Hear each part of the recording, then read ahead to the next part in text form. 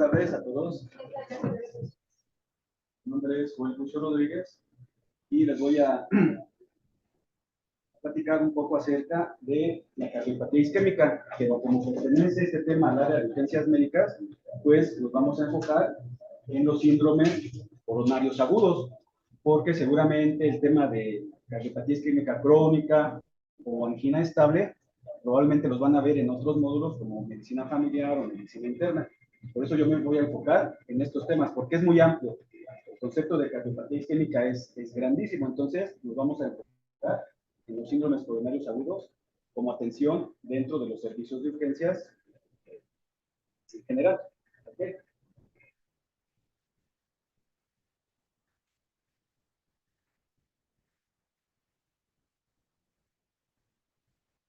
¿Cuáles son los objetivos de esta presentación? Pues vamos a tratar de revisar todos estos aspectos, esperando que nos dé tiempo.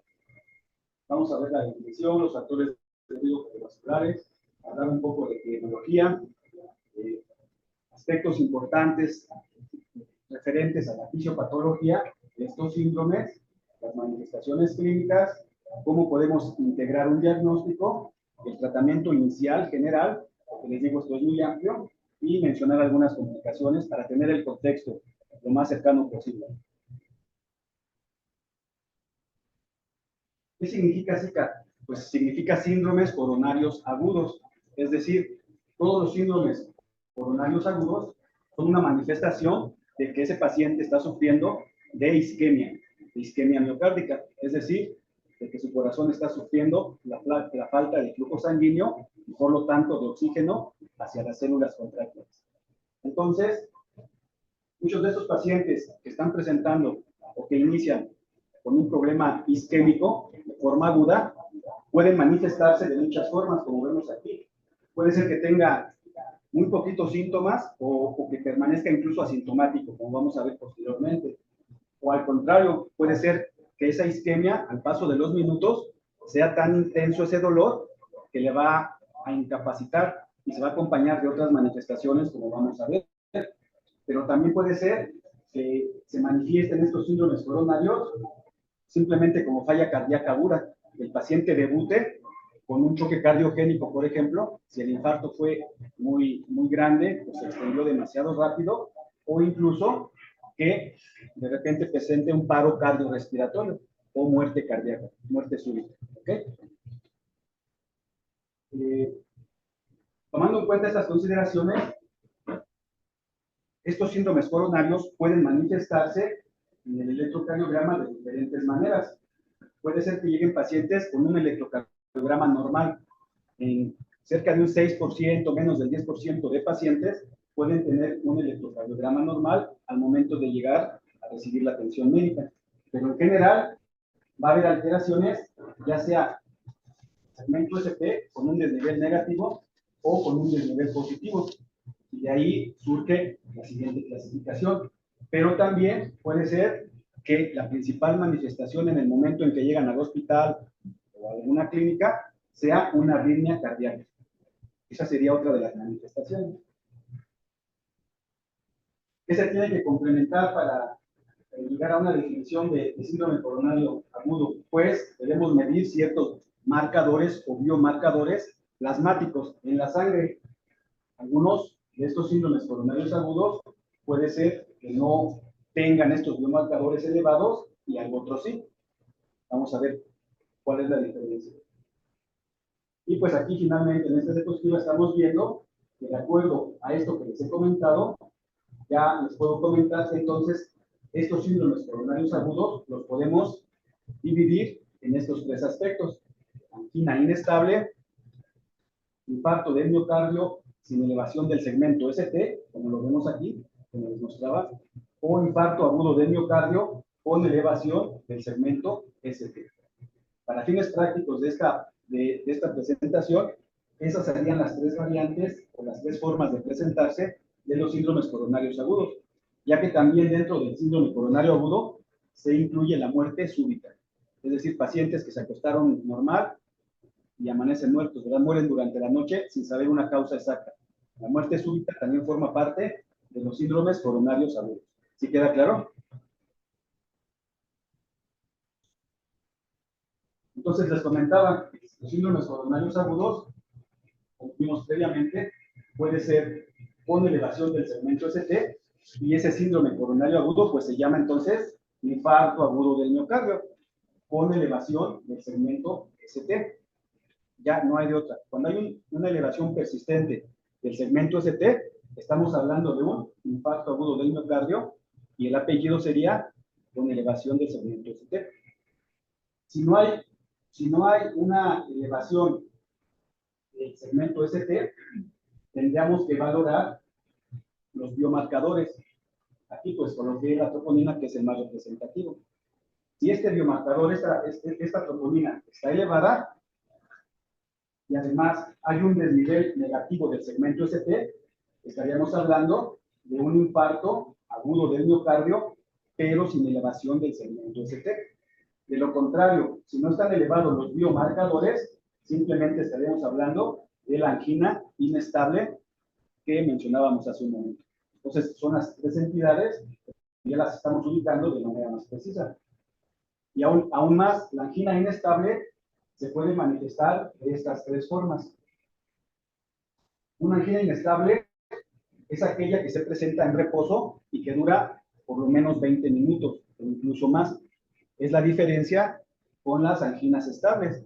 En las anginas estables, el dolor anginoso, el ANGOR, se desencadena cuando hay un esfuerzo físico, y se llama angina estable. Hay una clasificación especial.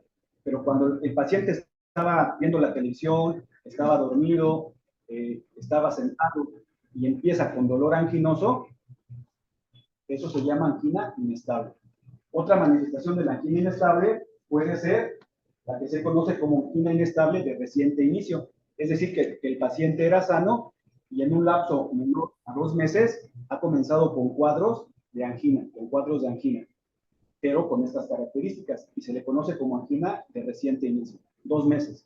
O también puede manifestarse como otro tipo de angina que se conoce como angina increciendo, que va evolucionando. Es decir, que primero tenía cuadros leves, después más intensos, cada vez más intensos, en reposo, hasta que ya el paciente pues no puede controlar ese dolor con los fármacos que normalmente le está tomando. Esas son las tres manifestaciones de la angina inestable. Ahora bien, hablando del infarto del miocardio, entonces, a ver, los que están aquí presentes, así básicamente en términos generales, ¿cuántos tipos de infarto agudo del miocardio hay como parte de los síndromes coronarios? 2. ¿Cuáles son? Con elevación y sin elevación, ¿verdad? Ok. Entonces, cuando decimos que hay un infarto agudo del miocardio, debemos de cumplir estos criterios para poder establecer este diagnóstico en nuestros pacientes. Debe haber a fuerza elevación de los marcadores de daño miocárdico que les comentaba, especialmente la troponina, además de algunos de los siguientes factores. Porque si no hubiera elevación de estos marcadores, ¿de qué estaríamos hablando entonces? ¿De qué? De una angina inestable, ¿verdad? Que también es un síndrome coronario. Debe haber esto también, síntomas de isquemia, o sea, cuadro clínico, dolor anginoso, cambios, ya sea en la onda T, en el segmento ST, o que se presente un bloqueo de rama izquierda del haz de His nuevo, que el paciente no tenía antes. Si llega un paciente con un bloqueo de rama izquierda nuevo, esa puede ser una manifestación del infarto. Obviamente, podemos encontrar ondas Q patológicas en el electrocardiograma, o si le hacemos un ultrasonido, un ecocardiograma, va a haber alteraciones en la contractilidad de esa región del corazón que esté afectada. También lo podemos evidenciar. Y también, pues, si hacemos una angiografía, podríamos ver los trombos, que son los que están tapando a las arterias, ¿verdad? Si se cumplen estos criterios junto con la elevación de los biomarcadores, que eso es a fuerza, entonces ya estamos hablando de un infarto del miocardio. Bueno, ¿cuáles son los principales factores predisponentes que durante el paso de los años, a lo largo de la vida de estos pacientes, van a favorecer que se presente esta enfermedad, estas patologías? Entendámoslos como síndromes, ¿verdad?, de los que estamos hablando, es decir, la cardiopatía isquémica. no solo la estable, sino en este caso de forma aguda. A todos esos factores que van a coadyuvar y que van a favorecer que se presente esta patología, pues los conocemos como factores de riesgo cardiovascular. Ya cuando los englobamos específicamente como parte de estas entidades. Como ustedes ya lo saben, pues hay factores de riesgo que son no modificables, esos no los podemos cambiar, y hay otros que sí los podemos cambiar, es decir, son modificables. Seguramente pues ya lo han revisado en muchas otras ocasiones. Los que no se pueden modificar pues es el sexo, obviamente, la edad y factores genéticos, factores familiares que tienen que ver con la herencia. En cambio, los factores de riesgo que sí se pueden modificar son aquellos hábitos o algunas, digamos, enfermedades o patologías asociadas que si bien no se pueden curar del todo, sí las podemos controlar, podemos estabilizarlas para que no generen mayores respuestas en nuestros pacientes. Y pues son los que vemos aquí, ustedes ya lo saben. Los más importantes pues son la diabetes mellitus, la hipertensión arterial, el tabaquismo, la obesidad, el sedentarismo, etcétera, etcétera. Y pues miren, aquí incluso hay algunas circunstancias especiales que también ya se consideran actualmente como factores de riesgo cardiovascular, como estas que ven aquí, problemas pulmonares crónicos, otras causas de patología cardíaca no isquémicas, como la hipertrofia ventricular, etcétera. Incluso aquí ya no lo coloqué, pero recientemente se han incluido muchos otros factores de riesgo, como algunos marcadores elevados, problemas reumáticos, problemas autoinmunes, que actualmente ya se consideran como parte de los factores de riesgo cardiovascular. Pero esos digamos que son los más importantes que ustedes deben de conocer. Y vamos a hablar algo de la etiología de estas entidades. Como dice ahí, vean, las enfermedades cardiovasculares, como ya lo sabemos, son la primera causa de mortalidad y de morbilidad, no solo aquí en México, sino en todo el mundo. Entonces, ¿de qué morimos? ¿De qué mueren todas las personas, la mayoría de las personas a nivel global? De complicaciones cardiovasculares. Y obviamente, como parte de ellas, pues está la cardiopatía isquémica. Pues a nivel mundial, ¿verdad? En México, pues, no escapa de ello. ¿Cuál es el problema? Que la incidencia de estas enfermedades aumenta con la edad. Entonces, cada que vamos viviendo más tiempo, que nos acercamos a la tercera, a la cuarta, a la quinta, a la sexta década de nuestra vida, tenemos mayor riesgo de enfermar de esto. ¿Se ha visto una diferencia en hombres y mujeres? Se menciona que más o menos antes de la menopausia en las mujeres se presentan cerca de 7, 8, 9, 10 años primero en los hombres que en las mujeres. Ustedes ya saben, ¿no? Que están más o menos protegidas por los efectos hormonales, etcétera. Pasando de cierta edad, ya se equipara ya no hay una diferencia tan significativa. Obviamente, estos problemas, tanto en hombres como en mujeres, van a estar directamente relacionados con los factores de riesgo cardiovascular que ya les mencioné. ¿Por qué? ¿Por qué creen que los factores de riesgo cardiovascular, conforme pasa el tiempo, aumentan el riesgo de sufrir estas enfermedades? Porque todos los que les mencioné generan un estado de inflamación, un estado proinflamatorio. Se alteran las respuestas normales del endotelio. El endotelio actualmente ya se considera como un órgano, ¿verdad?, individual. Se altera el endotelio, se altera el metabolismo y la función del tejido adiposo, respuestas autoinmunes, incluso la misma flora intestinal también interviene. Todo ello, la obesidad, la diabetes, la hipertensión, favorece esas alteraciones proinflamatorias. Por eso es muy importante. Otro aspecto, miren, este es un dato de la numérica para darnos la idea.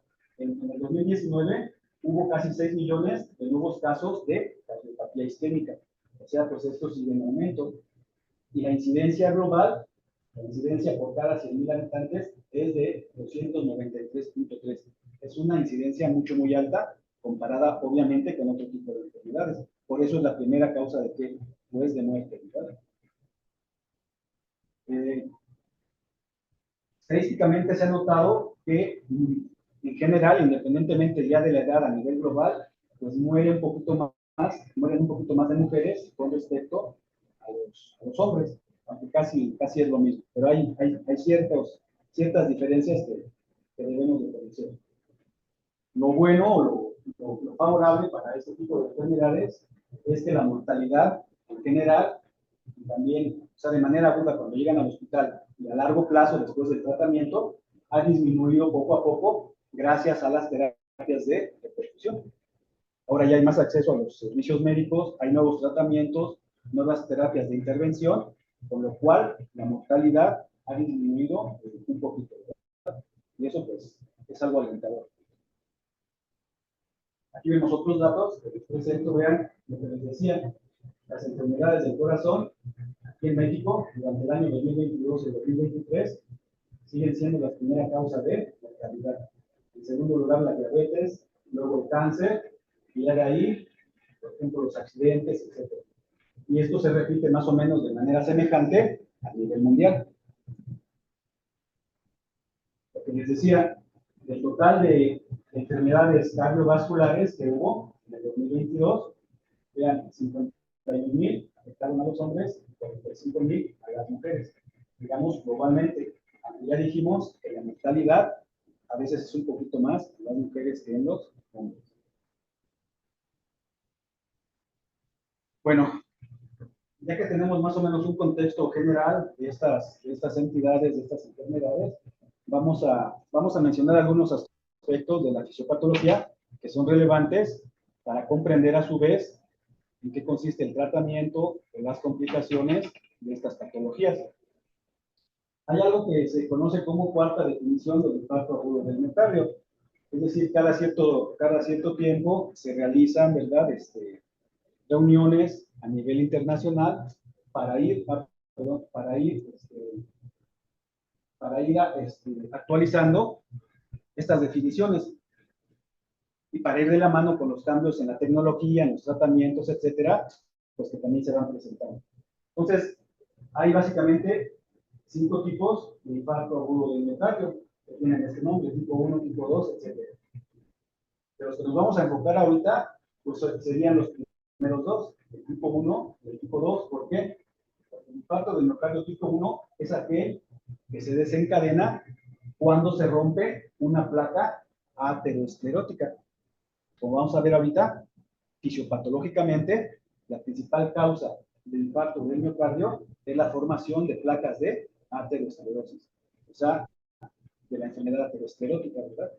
Y el tipo 2 se refiere a un infarto que se presenta no necesariamente por esta situación que les acabo de mencionar, sino cuando se altera el aporte y la demanda del oxígeno al miocardio. Entonces, si hay otra enfermedad, por ejemplo, una crisis de tirotoxicosis, ¿no? Por ejemplo, en pacientes con hipertiroidismo, pacientes con anemia, o que sufrieron algún estrés físico,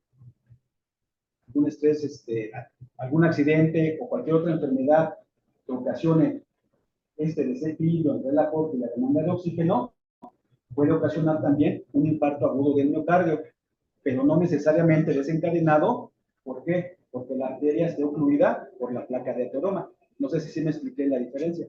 Entonces, son los dos principales. Obviamente nos vamos a enfocar en el tipo 1 y un poco en el tipo 2. El resto de tipos de infarto del miocardio, vean, pues son otros que ya se presentan ya después de hacer las necropsias, o que si algún paciente con el tipo 4 están haciendo alguna intervención quirúrgica, puede ser que ahí lo presente, y por eso se llama así, tipo 4, o cuando se hace alguna cirugía de revascularización coronaria, los pacientes también se pueden infartar como parte de las posibles complicaciones al hacer esas operaciones. Entonces, pues por ahora nos quedamos con el tipo 1 y con el tipo 2 para fines de esta plática. Para entender la fisiopatología así en general, pues hay que recordar de manera muy sencilla ahorita cómo está conformada la pared de los vasos sanguíneos. Como ustedes recuerdan o recordarán, tanto las venas como las arterias, en este caso lo que están afectadas pues son las arterias coronarias, todos los vasos sanguíneos comparten histológicamente esta estructura de su pared, de la pared del vaso. De adentro hacia afuera, ¿cuál es la primera capa que hay? ¿Quién me dice? Como parte de las paredes vasculares. ¿Cuál es la capa más interna? Está señalada en verde. Esta es una arteria, aquí está la luz, ¿verdad? Aquí está la sangre, y este es el grosor del vaso sanguíneo.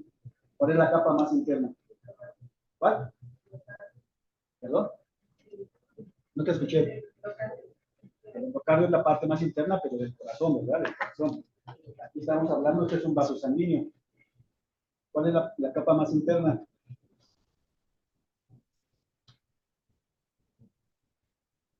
La íntima, ¿verdad? La capa íntima. Y ahí se localiza no el endocardio, sino el endotelio, ¿verdad? Las células endoteliales. La siguiente capa, pues, como está en medio, pues se llama capa media. ¿Y de qué está formada esta capa? La capa media, ¿de qué está formada?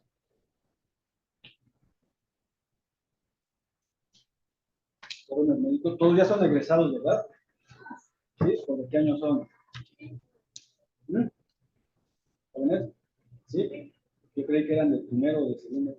Entonces díganme cuál es la capa intermedia. Esa es la capa que está formada por el músculo liso, ¿verdad? Por eso las arterias y también las venas en menor medida tienen la capacidad de ¿qué? ¿Qué pueden hacer los vasos sanguíneos? Pueden contraer, estirar, ¿verdad? Pueden tener vasoconstricción, ¿no? Vasodilatación. Y la tercera capa, hacia afuera, la más externa, pues es la capa adventicia, que está formada de tejido conectivo, de fibras de colágeno, algunas fibras elásticas, también en la capa media, obviamente, de fibras elásticas, y esta es la capa adventicia. Estas son las tres capas principales de los vasos sanguíneos. Entonces, ¿qué sucede? Si todo está bien, como vemos aquí, no hay ninguna alteración de estas tres capas, ¿cómo va a funcionar esa arteria? En el caso del corazón, pues las arterias coronarias, ¿cómo van a funcionar? Pues bien, ¿verdad? Van a permitir un flujo sanguíneo que es adecuado, un adecuado transporte de oxígeno, y el endotelio va a estar en reposo. Es decir, va a predominar su función que procoagulante o anticoagulante del endotelio. Anticoagulante, ¿verdad? Porque no debe haber aquí trombos. Porque cuando se empiezan ahí a adherir las grasas, ahora vamos a ver cuáles, o sea, los lípidos en especial, se empieza a formar una placa ateromatosa, o sea, lo que conocemos como enfermedad aterosclerótica o aterosclerosis. Entonces, cuando eso sucede, vean qué le pasa a la luz de este vaso. Se empieza a disminuir, empieza a ocluirse, ¿y qué le va a pasar a la circulación? Pues va a estar sumamente disminuida. Y dependiendo de este grado de oclusión, y además si esta placa después se activa, se rompe, como vamos a ver ahorita, pues se va a ocluir por completo ese vaso sanguíneo y nos va a ocasionar o a desencadenar un síndrome coronario agudo. Como les decía, la principal causa, como veíamos, pues es la enfermedad aterosclerótica. No me voy a tardar mucho en eso, porque pues esa es otra enfermedad por sí misma, es otra patología crónica que además es evolutiva, como la hipertensión, como la diabetes mellitus. Va evolucionando si no se toman medidas al respecto. Pero nada más voy a mencionar algunos aspectos relevantes para que podamos contextualizar de lo que estamos hablando. Tiene tres etapas. La primera etapa es una etapa de oxidación. ¿Qué sucede? Como les decía, miren, cuando están circulando los lípidos, pues se metabolizan en el hígado, como ya sabemos, etcétera. Hay unas lipoproteínas que son las de baja densidad, LDL, lipoproteínas de baja densidad. Cuando hay un estado ya crónico proinflamatorio, como les mencioné al inicio, ¿en qué situaciones hay estados proinflamatorios en los pacientes? ¿Cuando sufren de qué? ¿De qué? Hipertensión, ¿qué más? Diabetes, ¿qué más? Obesidad, ¿qué más? Sedentarismo, etcétera, etcétera. Pues van a tener ellos un estado proinflamatorio, que pues nadie se da cuenta de eso. En algún momento de esta etapa, las lipoproteínas de baja densidad se comienzan a adherir ahí a la capa íntima y van penetrando esa capa, atraviesan el endotelio y se van acumulando en la capa íntima, las que vimos hace rato. ¿Cuál es el problema? Que no solamente penetran, sino que además se oxidan, como les decía en la primera etapa. Se oxidan porque gracias a ese estado proinflamatorio crónico que tenemos muchas personas o que tienen muchas personas, pues se forman radicales libres. Si recuerdan cuáles son, ¿verdad? Los principales, por una reducción inadecuada del oxígeno cuando entra la cadena respiratoria de los electrones en la mitocondria. Entonces, eso genera sustancias reactivas de oxígeno, como cuáles recuerdan. ¿Cuáles son esas sustancias reactivas? Por las más importantes. El peróxido de hidrógeno, ¿qué más? ¿Sí las recuerdan o no? Bueno, muchas de estas sustancias se unen con las lipoproteínas de baja densidad, las oxidan y transforman su configuración molecular, las transforman, las hacen densas. ¿Y cuál es el problema? Ya cuando entran ahí, desencadenan la segunda etapa, que es la etapa inflamatoria, porque hay una lesión del endotelio. Entonces el cuerpo dice, oye, me están atacando, me están lesionando mi vaso sanguíneo, yo tengo que defenderme. Hay una respuesta inflamatoria. ¿Y quién actúa? ¿Quién llega primero? Pues los monocitos, aquí no se ve, ¿verdad? Llegan los monocitos y como se empiezan a producir muchas citocinas, factores quimiotácticos, etcétera, estos monocitos, cuando atraviesan la capa íntima para detener a las lipoproteínas de baja densidad, se transforman en macrófagos, se activan y se transforman en macrófagos. Y entonces, ahora los macrófagos, ¿qué le hacen a esas lipoproteínas de baja densidad? Los fagocitan, ¿verdad? Los fagocitan, se las comen. Todas esas gotitas se las comen. ¿Cuál es el problema? Que como ya están oxidadas, ya no son normales, ya no las puede metabolizar este macrófago, sus lisosomas ya no las pueden destruir y se le empiezan a ¿qué? A acumular en el citoplasma. Se forman inclusiones de lipoproteínas de baja densidad. Y entonces, ese macrófago ahora se convierte en ¿qué? ¿Cómo se le llama cuando está lleno de grasa, de gotitas de lipoproteínas? Se le llama célula espumosa, muy bien. Se transforma en célula espumosa. Y no solo eso, ya cuando se transforma en célula espumosa, se acumulan aquí, ya cuando está la etapa inflamatoria, y además de que llegan muchos macrófagos, también todas esas sustancias quimiotácticas y citocinas activan a las células del músculo liso que están en la capa que dijimos. ¿En la capa qué? En la capa media. Esas células del músculo liso se activan y empiezan a avanzar, se mueven y salen hasta la capa íntima que vemos aquí y favorecen el proceso proinflamatorio y favorecen que los macrófagos se mueran. Entonces hay apoptosis también de los macrófagos. Hay una serie de respuestas. Eso empieza a formar aquí, vean, que se empieza a sintetizar más matriz extracelular y se forma una cubierta fibrosa, ¿sí lo ven? Esta cubierta fibrosa que aquí no estaba, se empieza a formar con fibras de colágena, con todas las fibras que forman el tejido conectivo, pero de manera normal, porque es una respuesta, ¿verdad?, que se está defendiendo el vaso sanguíneo. Y así se forma la cubierta fibrosa. Cuando se empieza a llenar aquí de macrófagos con grasa, a eso se le conoce como estrías adiposas. O sea, cuando la grasa está pegada en los vasos sanguíneos. Es la primera etapa, las estrías adiposas. Y ya después la siguiente etapa es la formación de la cubierta fibrosa. ¿Sí lo ven? Para tratar de envolver esa lesión que se está llevando a cabo. Y en el centro, ¿qué se va acumulando? Hay un centro lipídico, ¿verdad? Con los macrófagos muertos, con células inflamatorias, con unas cuantas células de músculo liso y con proteoglucanos, etcétera. Y a eso se le llama centro lipídico o núcleo lipídico. ¿Cuál es el problema? Que como sigue esta respuesta inflamatoria, también llegan los linfocitos T, que aquí no se ven, empiezan a activarse las plaquetas, empiezan a activarse otras células y finalmente, ¿cuál es el problema? Que conforme va creciendo esta placa de ateroma, se va haciendo un poco delgada esta cápsula fibrosa. ¿Cuál es el riesgo? Esto aquí está, digamos, detenido, ¿verdad? Está cubierto. Pero si hay algún factor, ya sea externo o interno de ese paciente, que ocasione un cambio local en esta placa de ateroma, esta placa se puede, ¿qué? Se puede fragmentar, se puede erosionar o se puede romper.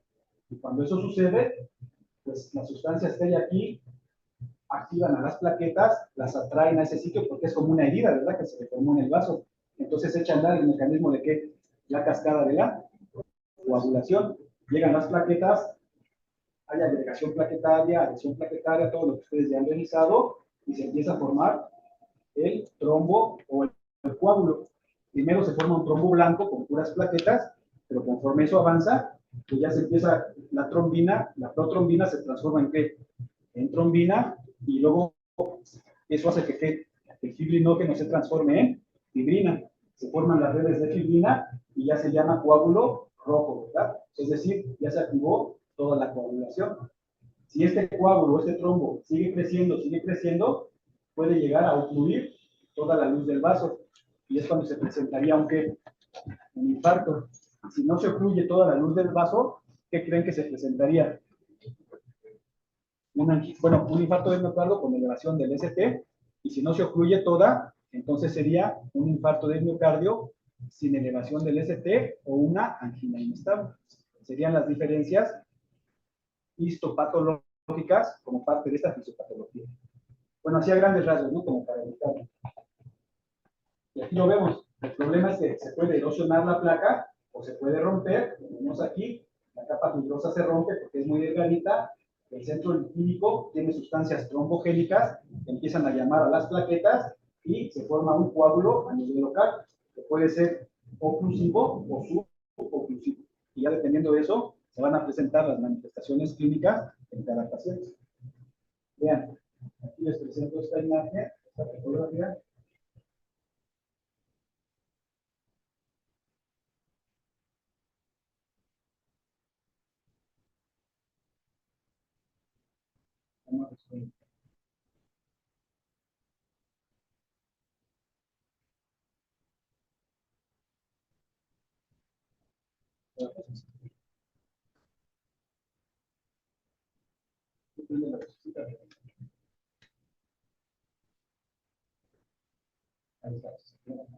Vean, aquí está esta imagen muy representativa. Vemos, es un corte, ¿verdad?, de una arteria, y aquí la flechita muestra, como dice aquí, la capa fibrosa que estaba cubriendo esa placa teromatosa. Cuando se rompe, vean, aquí está rota, puede ser que se forme un trombo oclusivo completamente, se forme un trombo no oclusivo. Y eso va a depender la manifestación del síndrome coronario que les mencioné previamente. ¿Sí quedó clara la idea, verdad? Aquí tengo un video, espero que se escuche bien.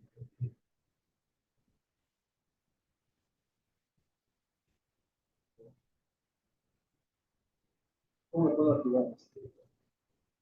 Es un video, nada más hay que darle clic ahí.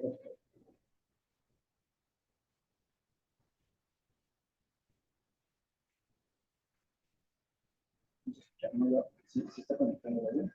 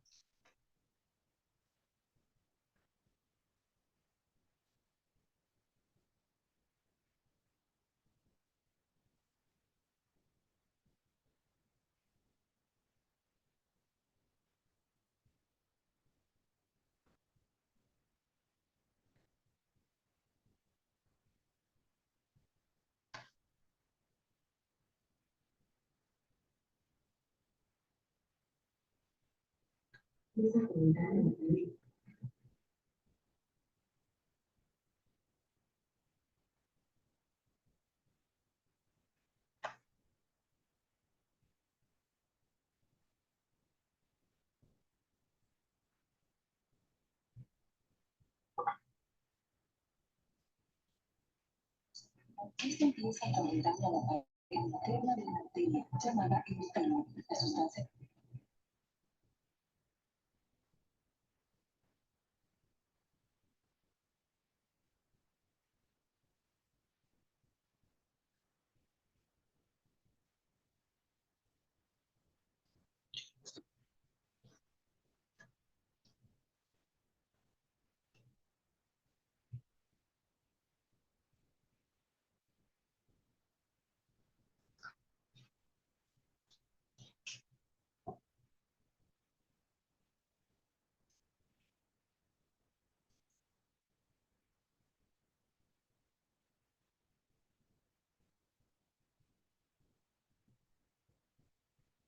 Es algo de lo que habíamos explicado, ¿no? Si se dan cuenta.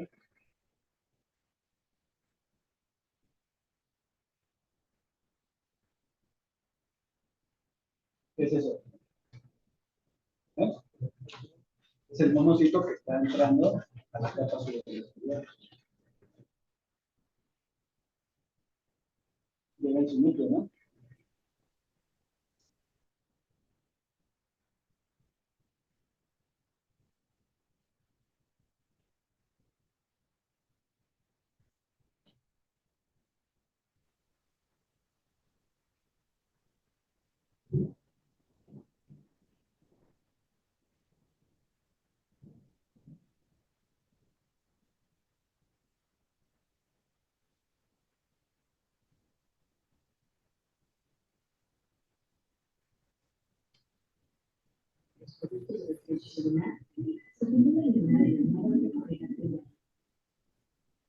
Las reacciones químicas que se refieren al evento de acumulación de material antes de la producción esto trae a un descuento inflamatorio de las inutilidades del sitio de sustancias químicas indican una llamada reducción respuesta los municipios de torrentes sanguíneos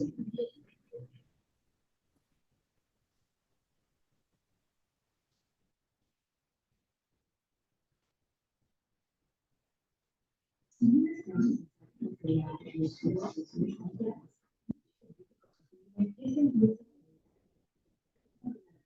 Llamada hemoglobina a través del sangre como colesterol y las grasas de los productos de celular según la línea de la las reacciones químicas que se presentan en la acumulación de material antes de la sociedad. Esto va a ayudar a un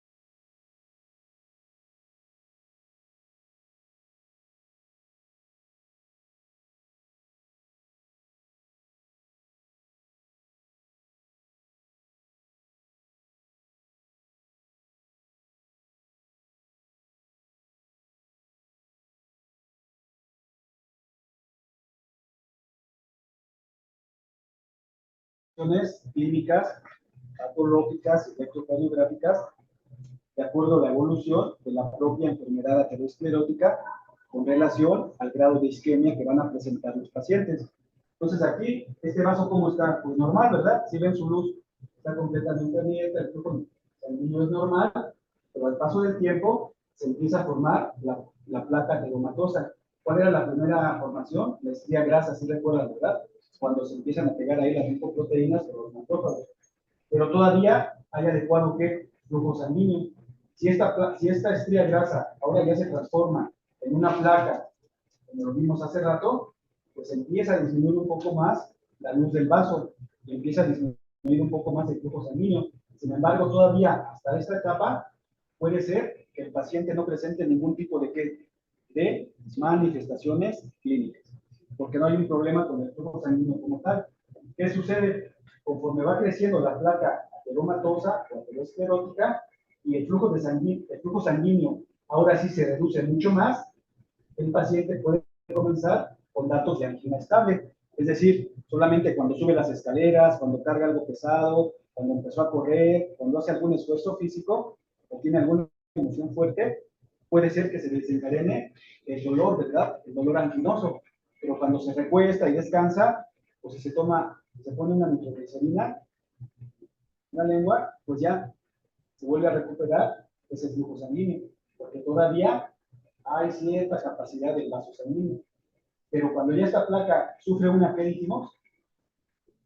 Una erosión, una fragmentación o se rompe por completo esta placa, se desencadena la cascada de la coagulación, se empieza a formar un trombo blanco con puras plaquetas, después ya se forma el trombo rojo, y dependiendo del grado de oclusión de la luz del vaso con este trombo que ya fue ocasionado por la ruptura de la placa, entonces ahora sí se va a desencadenar esa entidad o esas entidades clínicas que conocemos como síndromes coronarios agudos, es decir, angina inestable, infarto agudo del miocardio con elevación o sin elevación del ST, y también que dijimos, la muerte súbita.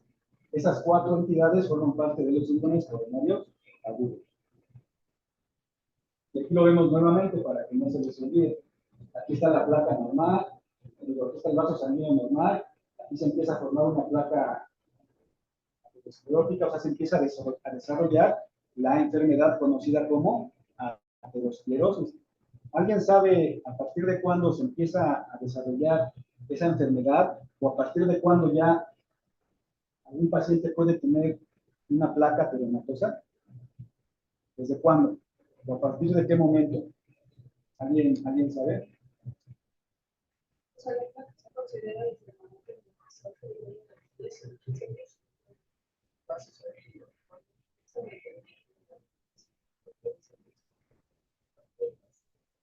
Sí. Y bueno, sí, eso sí es muy lógico, ¿verdad? Y si es así, sin embargo, prácticamente desde que nacemos, es más, desde antes de nacer, en fetos, ¿verdad? En productos, ya se ha visto que ya tienen placas de qué? De ateroma en sus vasos sanguíneos. Desde que nacemos, desde la infancia, en los niños, en los jóvenes, aunque sea la dieta normal, aunque hagamos ejercicio, por múltiples razones, ya existen placas de ateroma en los vasos sanguíneos.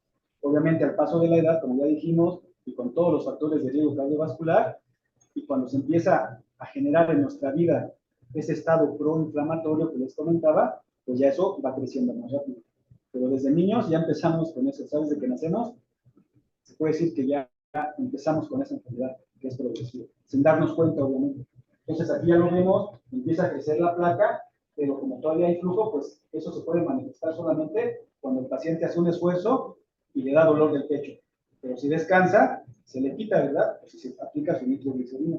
En cambio, si sigue creciendo, si se rompe, si se fracciona, si empieza a formar trombo blanco, luego el trombo rojo, y dependiendo del grado de oclusión, pues ya se va a manifestar como angina inestable, como infarto sin elevación del segmento ST o infarto por elevación del segmento ST. Y aquí lo vemos electrocardiográficamente. La angina estable, que sería esta etapa, puede ser que no manifieste ningún cambio en el electrocardiograma. Puede ser que esas personas, si les tomamos su electro, cuando no tienen dolor, pues esté normal y no hay alguna manifestación. Sin embargo, conforme va avanzando este problema y la placa se hace inestable, se hace una placa vulnerable, así se le conoce como placa vulnerable, entonces ya se empieza a manifestar en el electrocardiograma. Normalmente la angina inestable va a haber alteraciones de la onda T o del segmento ST, pero de nivel negativo hacia abajo, o la onda T se hace un poquito más plana. Y ya cuando el paciente está sufriendo un infarto, el segmento ST se hace negativo y por eso se llama aceleración del segmento ST, como lo vemos aquí. Y el infarto del miocardio transmural o con ST positivo, pues recibe ese nombre, obviamente, porque hay un desnivel positivo del segmento ST con la presión. Todo eso va de la mano con las alteraciones patológicas y fisiopatológicas que acabamos de mencionar. Aquí lo vemos nuevamente, una arteria normal, cuando se empieza a fluir puede ser que esté asintomático, pero conforme se rompe y se forman los coágulos o el trombo, si es totalmente ocluido, vean, va a ocluir, entonces va a haber una elevación de ¿quién? Del segmento ST. Si no está totalmente ocluido, si hay un poquito todavía de flujo sanguíneo, se va a manifestar ya sea como una angina inestable o un infarto sin elevación del segmento ST. Cuando decimos sin elevación del segmento ST, más bien estamos diciendo que hay un desnivel negativo, ¿verdad? Del segmento ST, pero es una forma de decirlo. ¿Sí queda claro? Entonces, ¿cómo se manifiestan clínicamente estas alteraciones en nuestros pacientes? Pues, el principal dato es el dolor anginoso, es decir, la angina de pecho, ¿verdad? Que conocemos. Angor, angina de pecho, dolor anginoso. ¿Por qué? Porque es una cardiopatía isquémica. Entonces, es igual, ya sea una angina estable o una angina inestable, pues el dolor es el mismo, ¿verdad? Porque la causa es la misma. Fisiopatológicamente tienen el mismo origen. Entonces, ustedes ya saben las características clínicas del dolor anginoso. ¿Quién quiere mencionar rápidamente cómo es el dolor anginoso? Fuerte para que te escuche. Es dolor opresivo, o como si te fijas un elefante que su labio finalmente ahora su izquierda. ¿Qué otras características tiene? ¿A dónde más se puede irradiar? A la mandíbula, no solo al brazo izquierdo, incluso también al hombro derecho. ¿A dónde más? Al cuello. ¿A dónde más? A la región posterior, ¿verdad? Del dorso. Incluso puede haber dolor a qué nivel. No tanto a nivel precordial o torácico, sino un poquito más abajo, ¿en dónde? A nivel epigástrico, ¿verdad? O en algunos de los flancos. Por eso es a veces complicado establecer si el dolor es anginoso o no es anginoso. Eso es en cuanto a la irradiación, la ubicación, etcétera. Pero en cuanto al tipo de dolor, ¿cómo es ese dolor? ¿Cómo lo manifiestan los pacientes? Opresivo.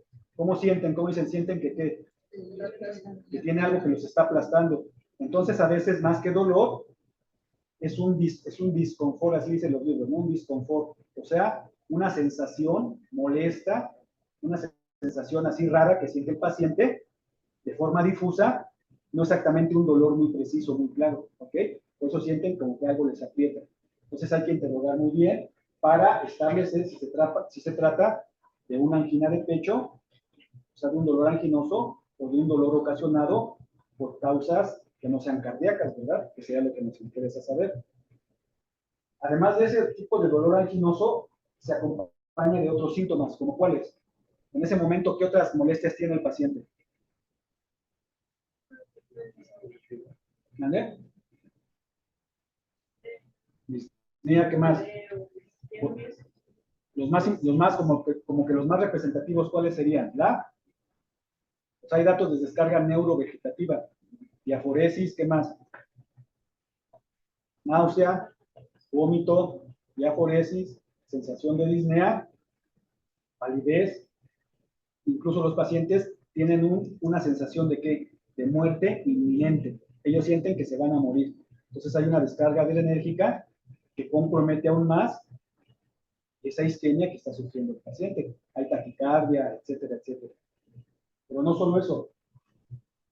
Hay algo, no se ve bien ahí, hay algo que se conoce como equivalentes de angina o equivalentes de Angor. Es decir, muchos pacientes no van a presentar el dolor típico que acabamos de describir, sino que en ellos se va a manifestar como un equivalente de angina, o sea, como algo que está representando esa isquemia que sufre el paciente.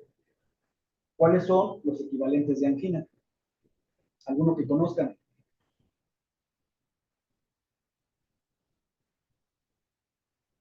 ¿Qué les viene a la mente? Un equivalente, o sea, que el paciente mencione eso como una expresión de la isquemia que está sufriendo, pero no exactamente el dolor, ¿verdad? Es un equivalente. A veces podría ser, pero no se considera como equivalente. Vean, estos son los equivalentes de Angor, estos que están aquí. Precisamente la disnea. O sea, puede ser que un paciente llegue con ustedes y solamente les diga, oiga, doctor, ¿sabe qué? siento que me falta el aire, que no puedo respirar. Y eso es un equivalente de Angor. No siente el dolor, pero esa disnea está ocasionada por la isquemia miocárdica. Sí queda claro, ¿verdad? ¿A qué se refiere? O puede ser que solamente tenga la náusea, el vómito, que sientan palpitaciones, o que de repente empezó con ese disconfort y sufra un desmayo. Se cae, se desmaya, una lipotimia o incluso un paro cardíaco en ese momento. Esos son equivalentes de Angor. Entonces hay que tenerlos en mente porque puede ser que el paciente nada más llegue con eso y no nos diga que le duele el pecho como tal. Esto es más frecuente que se presente en las mujeres. O sea, el dolor en las mujeres no es típico siempre, es atípico y puede manifestarse en forma de un equivalente de Angor. También en los pacientes de la tercera edad, en los ancianitos, también en los pacientes diabéticos, sobre todo. Esos grupos de pacientes no siempre presentan un dolor anquinoso como el que acabamos de describir hace un momento. ¿Sí quedó claro? Por eso deben de tener esto muy en cuenta. ¿Cómo se hace el diagnóstico de los síndromes coronarios agudos? ¿Cómo se hace ese diagnóstico? Miren, a ver, el diagnóstico de angina, o sea, de Angor, como entidad, digamos, ¿no? Como una manifestación clínica. La angina, el Angor, el dolor anginoso. Ese diagnóstico, ¿cómo se hace? ¿Cómo lo hacen ustedes ese diagnóstico? O sea, es un diagnóstico clínico, ¿están de acuerdo? Porque nos está describiendo el paciente un síntoma que él tiene, pero nosotros no lo podemos ver, ¿verdad? Es un síntoma. Ya solo si vemos otros datos acompañantes en forma de signos, pues ya podríamos complementarlo. Entonces, el diagnóstico de angina, cuando un paciente empieza con esa manifestación, nosotros como médicos tenemos que hacer ese diagnóstico de manera clínica nada más. O sea, no hay un electrocardiograma que nos sirva, una radiografía de tórax, un ecocardiograma, no hay nada. ¿Por qué? Porque cuando el paciente empieza con una angina estable, ya dijimos, ¿verdad? ¿En qué consiste? ¿Va a haber alguna alteración del electrocardiograma? No. Si le hacemos un ecocardiograma, su corazón se va a mover mal o va a haber alteraciones de la movilidad del corazón o de las válvulas, seguramente no. Por eso el diagnóstico de angina de pecho es clínico. ¿Ok? Ya esa angina de pecho como parte de los síndromes coronarios, pues ya implica otra serie de manifestaciones. Entonces, para establecer el diagnóstico de los síndromes coronarios, primero debe ser un diagnóstico clínico, es decir, basándonos en qué. Pues, la historia clínica, ustedes ya saben, en los signos vitales, en la exploración física, ¿verdad? Completa. De esta manera, comenzamos a elaborar el diagnóstico clínico. Por eso tenemos que hacer una semiología muy detallada y muy específica del tipo de dolor que presenta el paciente. Una semiología lógica, ordenada y completa, ¿verdad? Como nos decían nuestros profesores. ¿De qué otra forma creen ustedes que se pueda establecer el diagnóstico de un síndrome coronario agudo? Además de lo clínico, ¿de qué otra forma? Realizándole un qué antes de eso. Porque el paciente primero llega con el dolor y ustedes lo exploran, lo interrogan, etcétera, y dicen, tiene un dolor anginoso. Puede ser una angina o puede ser que ya se esté infartando, ¿no? Ya. Entonces, para poder determinar eso, ¿qué otra prueba? ¿Cuál sería el segundo paso? Hacerle un qué?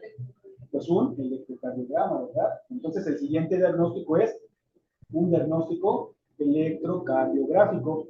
Tenemos que hacerle un electrocardiograma en los primeros 10 minutos en que nos llega el paciente, ya sea a nuestro consultorio o si estamos en un hospital, en un servicio de urgencias. Antes de los 10 minutos, el paciente ya debe de tener un electrocardiograma de cuántas derivaciones. ¿De cuántas? ¿De cuántas derivaciones consta un electrocardiograma clínico normal? ¿Cuántas? No las escucho. De 12, ¿verdad? De 12. Ok, un electrocardiograma de 12 derivaciones. Y ya dependiendo de ahí ya vemos si le tomamos otras derivaciones o con esas nos quedamos.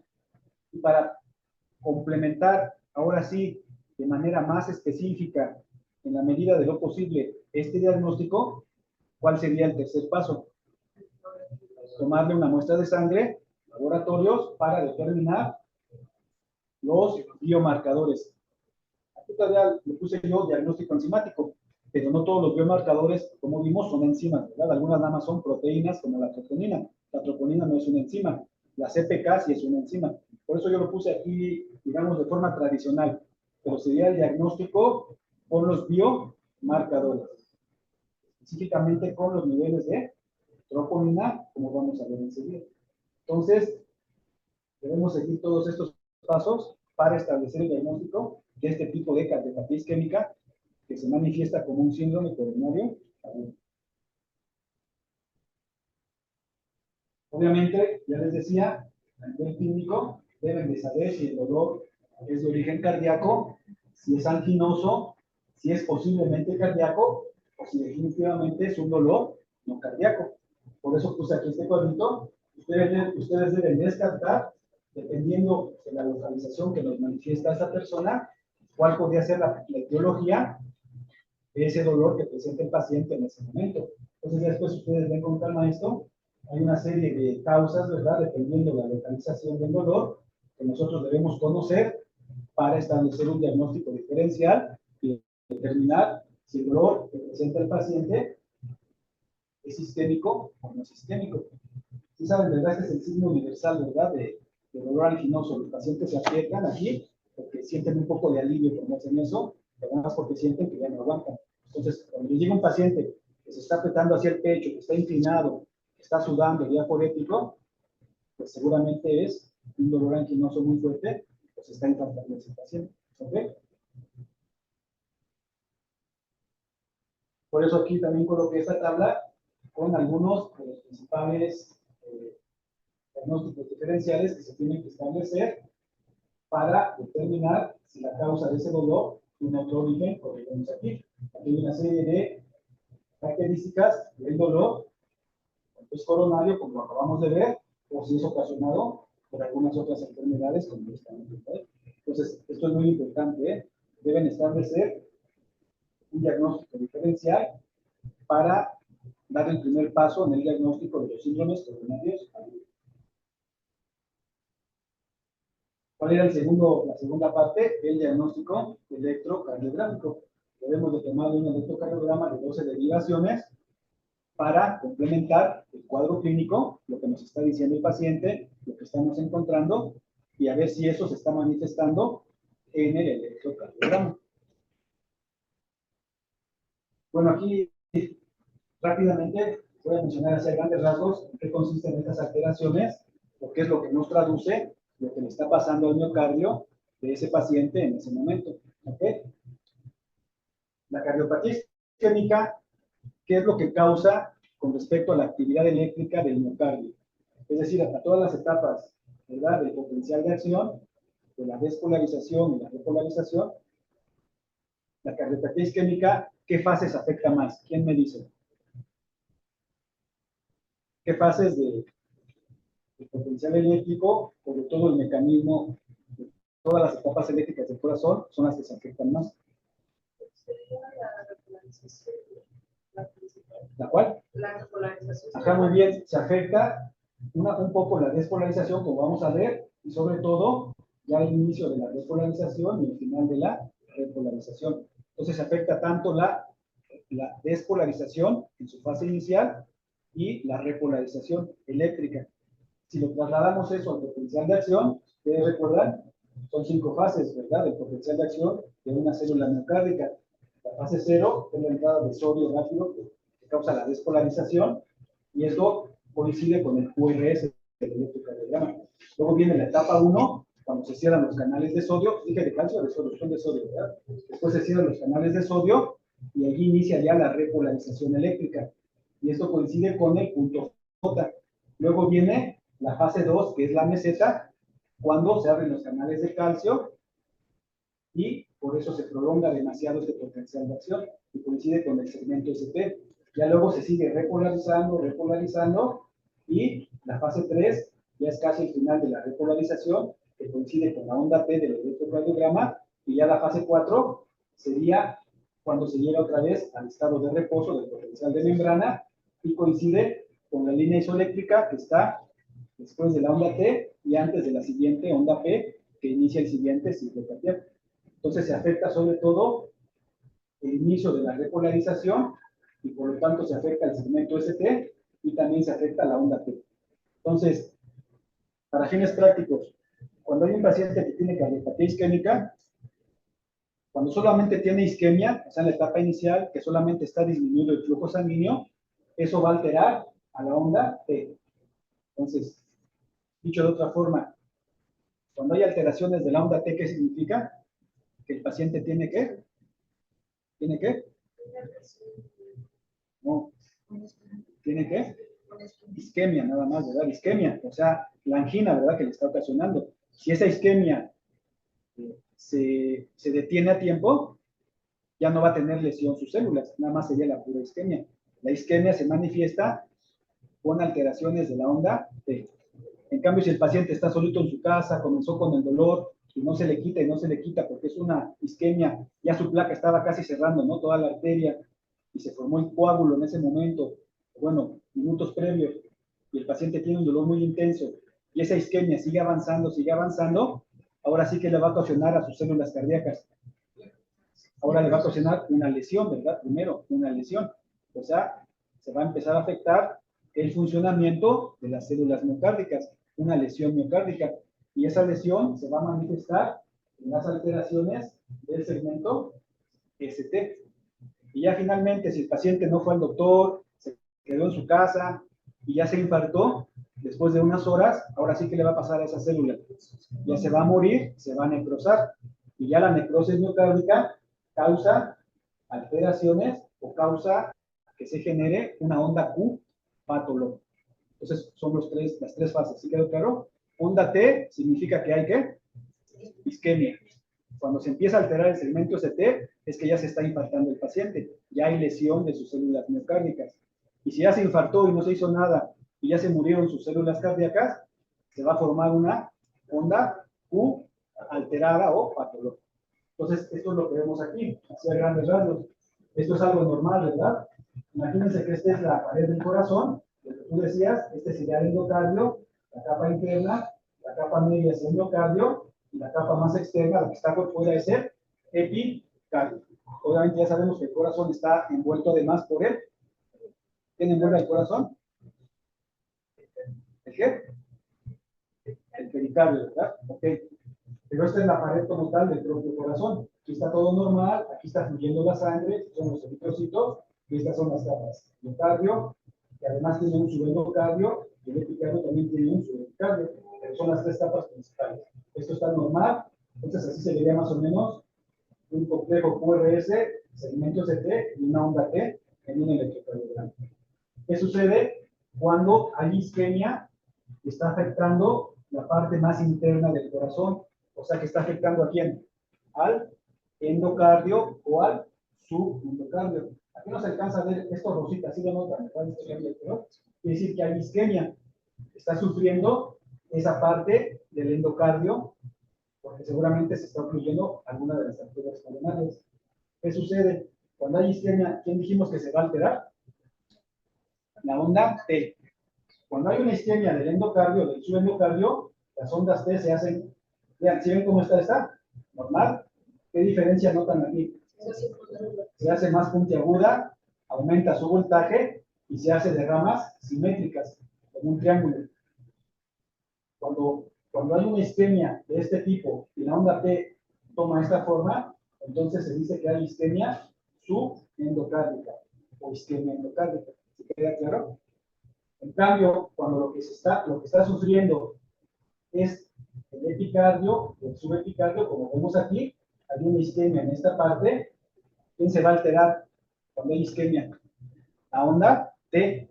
Nada más que aquí, la onda se va a hacer como negativa, se va a hacer hacia abajo, también puntiagudas, de ramas simétricas, y cuando la onda T toma esa forma, se dice que hay isquemia subepicardio. Entonces, hacia arriba es subendocárdica y hacia abajo es subepicardia. ¿Sí quedó claro eso? Dice que aquí apenas el paciente está sufriendo un cuadro de ¿qué? ¿Un cuadro de qué? De isquemia, o sea, un cuadro de angina, ¿verdad? En ese momento. Puede ser que ahí se detenga o que siga avanzando. Si sigue avanzando por cualquier razón de la que ya les mencioné, ¿qué le va a pasar? Esta isquemia se va a convertir en ¿qué? En lesión, ¿verdad? Ya van a sufrir más las células, van a alterar su metabolismo, su funcionamiento, y se van a empezar a lesionar, a dañar, pues, va a haber ya una injuria, una lesión del miocardio. Cuando ya hay una lesión del miocardio, ¿qué alteración va a ocasionar en nuestro electrocardiograma? ¿A quién va a alterar? Al segmento ST. ¿Okay? Y lo vemos aquí. Cuando la lesión es, ¿a qué nivel? Vean, ¿este qué nivel es? Su endocardio. El endocardio, el ST, se va a hacer negativo. Va a haber un desnivel negativo del segmento ST. Y a eso se le conoce como lesión subendocárdica o lesión endocárdica. O sea, es al revés de la onda T, si se dan cuenta. Y en cambio, cuando lo que está sufriendo y se está lesionando es que su epicardio, el segmento ST, se va a elevar, va a haber un desnivel positivo del segmento ST. Es muy fácil, entonces para que por favor nos pongamos todas las veces desde que estaba haciendo así, yo ya estaba. Y a eso se le llama lesión subepicardica. ¿Sí se dieron cuenta que es al revés de la onda T? La onda T cuando es endocárdica se hace hacia arriba, ¿no? Ya, y aquí hacia abajo y viceversa. Ya, así se pueden acordar y pueden hacer esa diferencia. ¿Okay? ¿Alguna pregunta de esto? ¿Sí quedó claro cómo lo pueden identificar? Y finalmente, ya cuando hay necrosis, cuando el paciente no fue con el médico, no recibió tratamiento, ya se infartó, y ya pasaron 6, 8 horas, 12 horas o hasta un día, ¿no? ¿Cómo se va a manifestar esa necrosis? En forma de una onda Q patológica. ¿Qué hacemos? Ya vimos. Es que a lo mejor tiene una clave, ¿no? ¿Quién sabe algo se activó ahí?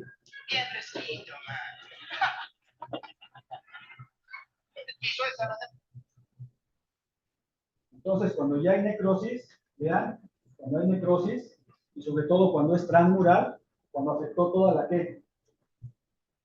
pared del miocardio, se forman ondas Q patológicas.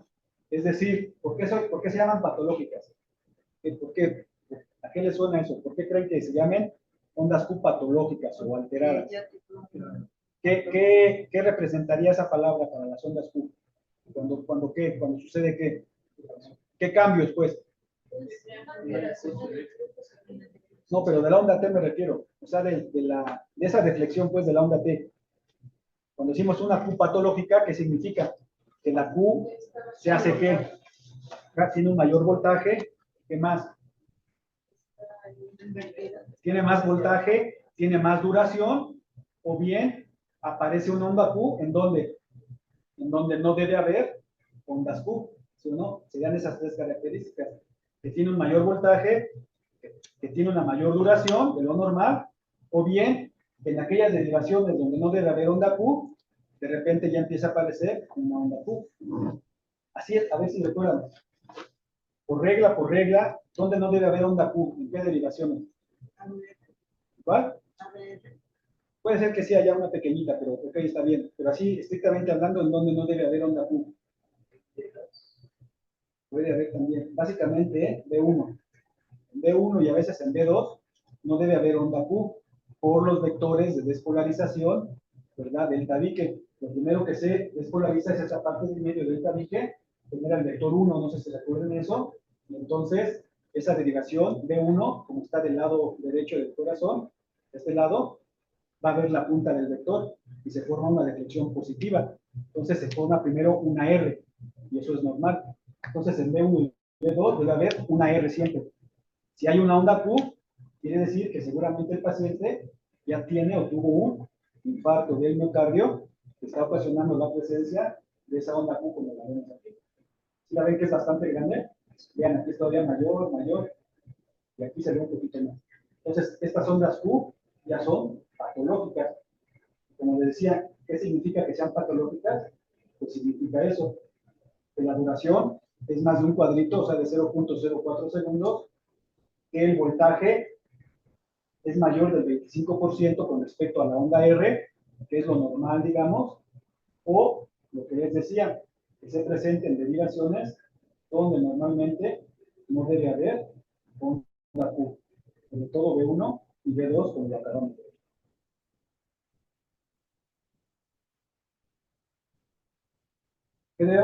¿Qué derivaciones debemos tomar para hacer el diagnóstico electrocardiográfico? Ya dijimos las 12 derivaciones estándar, ¿verdad? O estandarizadas. ¿Cuáles son esas 12 derivaciones? ¿Quién nos recuerda? ¿Cómo se dividen o cómo se clasifican las derivaciones? Bueno, esas ya serían las caras del corazón que vamos a ver ahorita. No, yo estoy hablando de las derivaciones del electrocardiograma. ¿Cuántos tipos hay? ¿Cuáles son? Primero hay derivaciones del plano ¿qué? Derivaciones del plano frontal y derivaciones del plano horizontal. El plano frontal es este, ¿verdad? Como si nos cortaran de aquí hacia abajo. O sea, es el plano coronal. Y el plano horizontal sería el plano ¿qué? Transversal, como si nos cortara el cuerpo, atravesándonos así, de manera horizontal. Entonces, las derivaciones del plano frontal también se llaman derivaciones de los ¿qué? Derivaciones de los miembros o derivaciones de las extremidades, porque los electrodos se tienen que colocar en donde, en el brazo derecho, el brazo izquierdo, pierna derecha y pierna izquierda. Esos son de las extremidades. Y a su vez las derivaciones del plano frontal, bueno, ¿y cuántas son del plano frontal?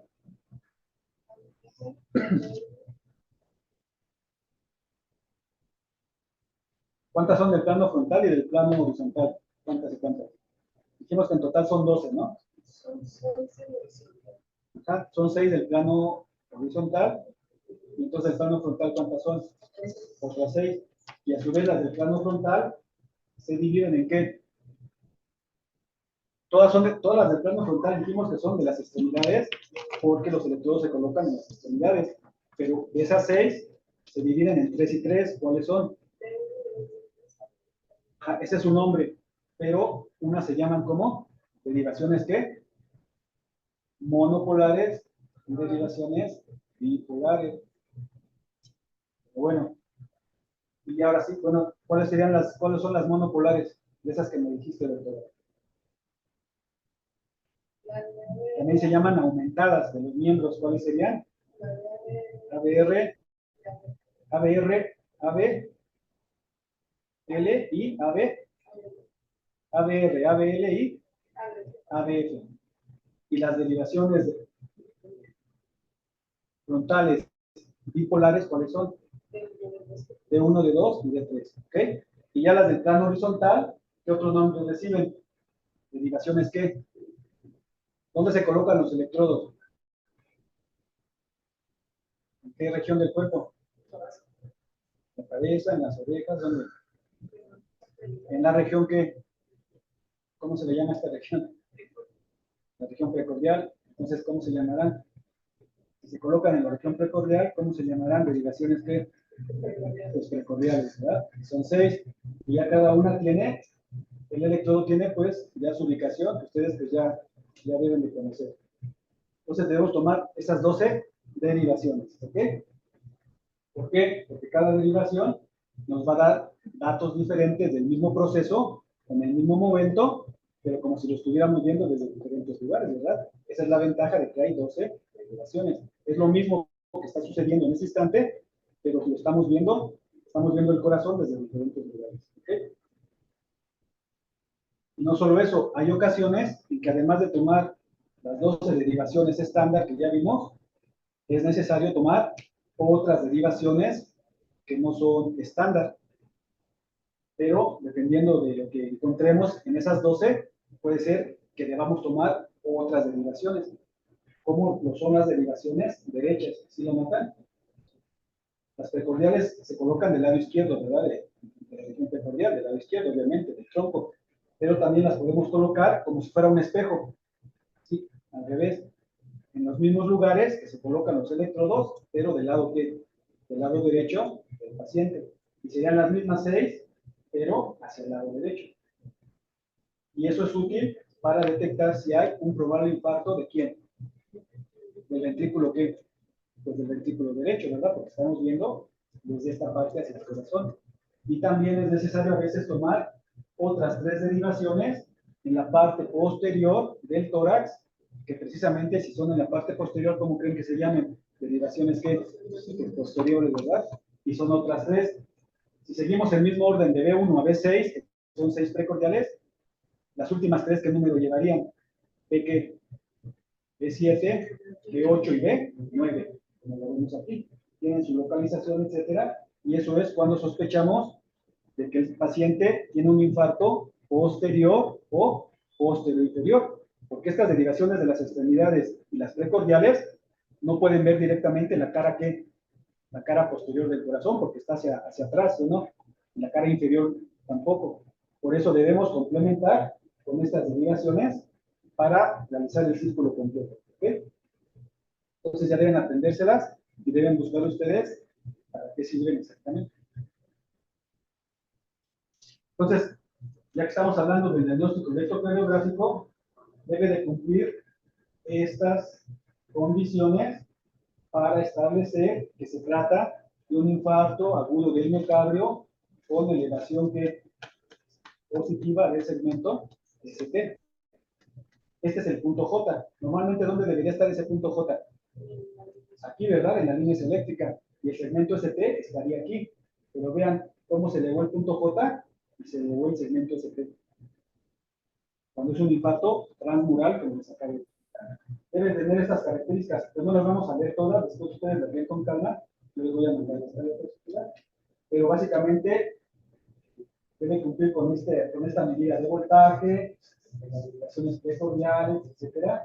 Ya después ustedes lo ven con más calma. Si no cumple con estas medidas, pues seguramente la causa de ese desnivel es otra patología, ya sea cardíaca o extracardíaca, que esté ocasionando alguna alteración. Pero debe de cumplir con estos requerimientos.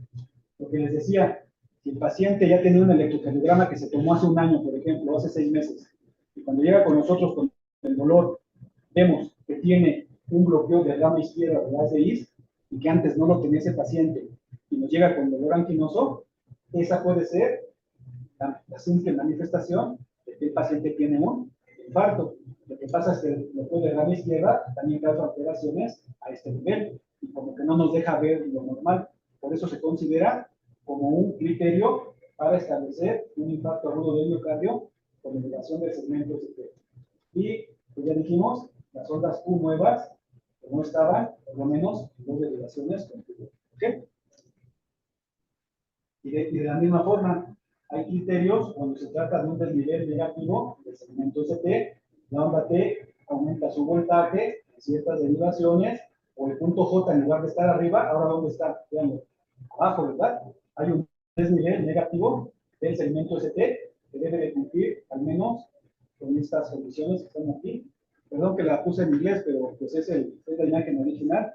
Yo sé que ustedes pues saben hablar inglés y todo, entonces no es mayor problema. Entonces da sentido para que lo vean con calma. Debe de cumplir con estos criterios para establecer un desnivel negativo o una alteración de la onda T. Y bueno, aquí pues yo quería hacer estos ejercicios, pero bueno, a ver, ¿qué ven aquí? ¿Alguien me puede detectar algo en ese problema? A ver, no te escucho, es que no te escucho bien. Hay elevación del segmento ST de 2, de 3, que presenta su reflejo de 1, de 2, con el nivel del segmento ST. Bueno, es el D2, D3 y AB. ¿Sí lo notan los demás? ¿Cómo se le llama este signo? ¿Signo de qué? Signo de bandera, ¿verdad? Es como una bandera cuando se está ondeando en el aire. Se ve como una bandera que le está moviendo el aire. Se llama signo de bandera. D2, D3 y AB. Y en efecto, hay cambios recíprocos o cambios en espejo en las precordiales D1, D2, D3. ¿Por qué? Porque están viendo la cara contraria de la cara que se está alterando aquí. Y son en espejo, o sea, es al revés, ¿verdad? En lugar de estar hasta arriba, hacia arriba, se va hacia abajo. Se llaman cambios recíprocos o cambios en espejo. Entonces, ¿cuál sería tu...? Ah, bueno, ¿y en dónde más ves algún desnivel, doctora? O los demás, ¿en dónde más? B2 hay una inversión de nombres. Sí, estos son los cambios en el espejo, pero ¿cómo ven esto? También está elevado, ¿no? B5 y B6. Entonces, ¿cuál sería su diagnóstico? Aquí habría que medir exactamente si en B5 y B6 hay 2.5 no, como digamos, de voltaje. Ahí no lo podemos ver muy bien, pero quitando eso, ¿cuál sería tu diagnóstico electrocardiográfico? Si no estuviera esto, así nada más de esto que está aquí. Un infarto con elevación del segmento CT en cara inferior. Muy bien, un infarto agudo del miocardio con elevación del segmento CT en la cara inferior. D2, D3, ya ve. ¿Así quedó claro para los demás? ¿Ya recordaron? Aquí que se ve. No me di cuenta, pero creo que notan ahí. A ver. Las temperaturas ¿De B2, dónde? B2 y B3. Ah, bien, ¿qué más? Pero aquí ya tiene un patológicas de 3. Eso es una ¿Dónde? A ver, ¿D3? No, mira, aquí no hay Q. de 3. Ah, D3. ¿Dónde está D3? Ajá, sí. Son patológicas. ¿Pero qué más hay? Aparte de eso.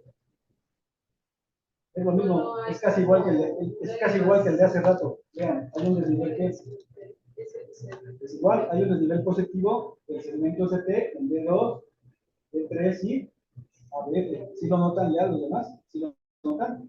Este es el punto J del segmento CT. Y también hay cambios recíprocos en donde D1, D2 y D3. Y aquí yo creo la evolución ya lleva ciertas horas y ya están apareciendo las ondas que son las Q.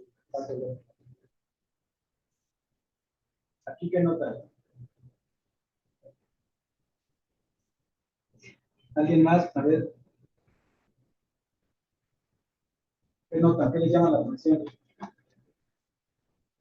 En este caso, las actividades más alteradas es B2, B3 y B4, con coeficientes de igual, con patológicas.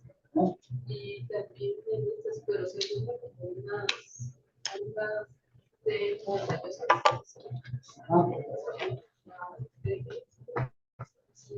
sí, pero si te das cuenta, aquí el segmento está hacia dónde, hacia abajo, ¿no? C2, D3 y AB son los cambios recíprocos, precisamente, de estas que están así. ¿Y qué notas en D1 y en ABL? ¿Cuál es la elevación? Entonces, hay una lesión, y la cara que D1 y ABL, que cara es lateral, y también anterosexual, ¿verdad? La B4, entonces sería un impacto antes de lateral, ¿no? ¿Sí lo notan los demás, verdad? Entonces, esa es la actividad del electrocardiograma cuando se toma los primeros 10 minutos de que llega el paciente. Si llega el paciente inmediatamente en los primeros 20 minutos de que está sufriendo el dolor, de que se está probablemente impactando, ¿cuál es la primera alteración que se presenta en el electrocardiograma? Antes de eso, la onda T se hace muy pura pulmonada. Pero ese dato casi nunca lo podemos ver porque los pacientes llegan ya después de ese tiempo. Y bueno, aquí ya se ve también. Igual, ¿verdad? Si notan de 1 y ABL, hay elevación del segmento, ST, de 2, un poco de 3, con cambios recíprocos en la cara. ¿Okay? Esta es la evolución normal de un infarto, digamos, la evolución electrocardiográfica de un infarto. Como les decía, en la fase hiperaguda, en los primeros minutos, hay alteración de la onda T, se hacen frituras. Ya después de que pasaron más de 20 minutos, en las primeras 2, 3, 4 horas, ya se altera el segmento CT.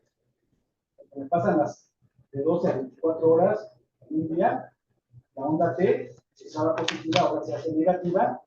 Después de que pasan ya algunas semanas o muchos días, el segmento CT empieza a disminuir, a bajar, hasta que ya se hace casi normal y la onda T otra vez se vuelve a acelerar y se vuelve a hacer positiva. Entonces, dependiendo de estas alteraciones, podemos nosotros inferir el tiempo que ha pasado por la evolución de esa lesión que está sufriendo el paciente. ¿Okay? Y ya lo que decía, pues gracias a eso podemos ubicar las alteraciones en las regiones o en las caras anatómicamente del corazón. Y no solo eso, también podemos saber qué arteria coronaria posiblemente es la que está afectada o ocluida, dependiendo en dónde se manifieste la alteración del segmento ST. Entonces así ya tenemos las caras, ¿verdad? Como decíamos. B1 y ABL se le conoce como cara lateral, ¿verdad? Está viendo la cara lateral del corazón. B2, B3 y ABF es la cara inferior, está viendo la parte inferior del corazón. B1 y B2 es la parte central, el vínculo derecho del tabique, la zona de transición. B3 y B4 es la cara anterior, la que sigue. Y B5 y B6 es la otra cara lateral, junto con el ligamento. Entonces, cuando hay una alteración del segmento TP en B1, de B1 a B4, seguramente la arteria que está inmiscuida es la descendente anterior de la coronaria izquierda. Para eso ustedes tendrán que volver a revisar los temas de anatomía, cómo van las arterias coronarias, para que recuerden y ya sepan la parte del corazón que irriga cada arteria. Descendente anterior de la coronaria izquierda. Cuando se afecta a B1, la B, o sea, la cara lateral baja y la cara lateral alta, B5 y B6, seguramente está ocluida la arteria circunfleja de la arteria coronaria izquierda, que son las principales ramas. Y en cambio, cuando la lesión la vemos en B2, B3 y ABF, como los electros que vimos hace rato, seguramente la arteria que está ocluida es la arteria coronaria derecha, ya sea en su tronco, en algunas de sus ramas, dependiendo de la extensión del mercado. Entonces, ustedes siempre deben de, cuando vean el electrocardiograma, deben de ir por partes, no de manera desorganizada. Tienen que empezar y ver primero B1 y ABL. Ya que revisaron esa, tienen que revisar B2, B3 y ABF. Ya cuando terminaron esas, tienen que ver B1 y B2, luego B3 y B4, y luego B5 y B6. Para que puedan establecer las diferencias, porque si ven esta de aquí, luego la de acá y luego la de abajo, pues ya ni van a saber lo que están viendo. Después de eso sigue finalmente el diagnóstico enzimático que habíamos comentado. Estos son los principales biomarcadores. De todos los que vemos aquí actualmente, los más utilizados son las troponinas. Y de ellas la troponina I y la troponina T. ¿Cuál otra troponina hay normalmente? Aparte de la I y de la T. ¿Dónde están las troponinas? ¿Qué? ¿Dónde están las troponinas? ¿Forman parte de qué proteína? ¿De qué otra proteína contráctil? Las troponinas forman parte de la estructura contráctil de las sarcómeras, ¿no? ¿De quién forman parte? ¿Dónde están ahí metidas? Ahí? Son bolitas, ¿verdad? Están ahí metidas. Pues de la actina, ¿no? De la actina. La actina es una de las proteínas contráctiles. ¿Y cuántas troponinas hay? Tres, básicamente. La I, la T y la. ¿Cuál nos falta? La C, ¿verdad? La C. Y cada una recibe su nombre por las funciones que tiene, pero bueno, eso ya es otro tema. De esas, las más útiles son la troponina I y la troponina T, porque se empiezan a elevar luego, en cuanto el paciente ya se empezó a impactar, ya cuando tiene la lesión, empiezan a elevarse a las 3 horas de eso. Ya cuando se está muriendo la célula miocárdica, se liberan esas proteínas hacia la sangre, y por eso las podemos medir en el plasma, y se empiezan a elevar sus niveles, que deben estar pues, bajos, ¿verdad? No debe de haber en la sangre casi, deben estar bajos, se empiezan a elevar. Pero actualmente, ya desde hace algunos años, ya también se desarrollaron las troponinas de alta sensibilidad, se llaman así, y son de alta sensibilidad porque se empiezan a elevar en la sangre a partir de la primera hora, rapidísimo. Antes la que se elevaba más rápido, ¿cuál era? Vean, la hemoglobina, en la primera hora o 2 horas, pero actualmente ya también se estudian las proteínas de alta sensibilidad a partir de la primera hora. Entonces, si el paciente nos llegó y dice que empezó hace 40 minutos, en lo que le hacemos el electro, todo eso, pues tenemos que tomarle inmediatamente las muestras de sangre. Pero después, a la siguiente hora, a las 2 horas, debemos de tomarle otra. Y a las 4 horas, a las 6, y así sucesivamente, para ver cómo van subiendo. Si encontramos que los niveles están elevados, tanto de la troponina T como de la troponina I, y también de la CPK, en su fracción MB, porque hay varias isoformas de esta enzima, esta se eleva un poquito después. Es decir, si nos llega un paciente que se está infartando, pero apenas han pasado 2 horas de su cuadro, y le tomamos la muestra de sangre, Cuando el laboratorio nos dé el resultado, puede ser que la CPK salga como, pues normal, porque todavía no se eleva. Por eso hay que repetir la prueba a las 6 horas de que llegó el paciente o a las 8, y no quiere decir que no sea un infarto, quiere decir que todavía no se estaba liberando hacia la sangre. Entonces deben de recordar más o menos estos tiempos. Aquí les coloqué esta gráfica que nos muestra lo mismo, ¿verdad? En días, pero aquí gráficamente, ¿no? Los días, los niveles de cada una de los biomarcadores que les estoy comentando.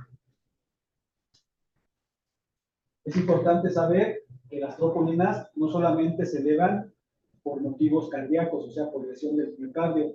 Puede haber muchas otras enfermedades, como todas estas que vemos aquí, que también pueden ocasionar que las troponinas se eleven en el plasma, y por eso hay que tenerlo en cuenta.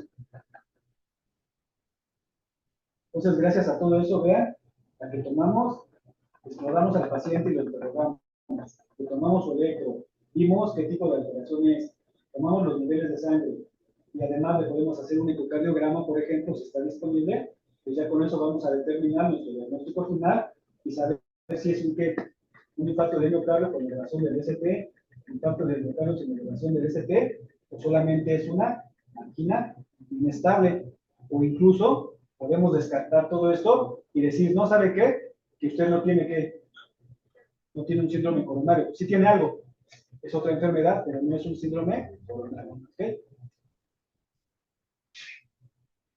Cuando ya hagamos todas esas valoraciones, debemos estratificar a nuestro paciente, es decir, catalogarlo en algunos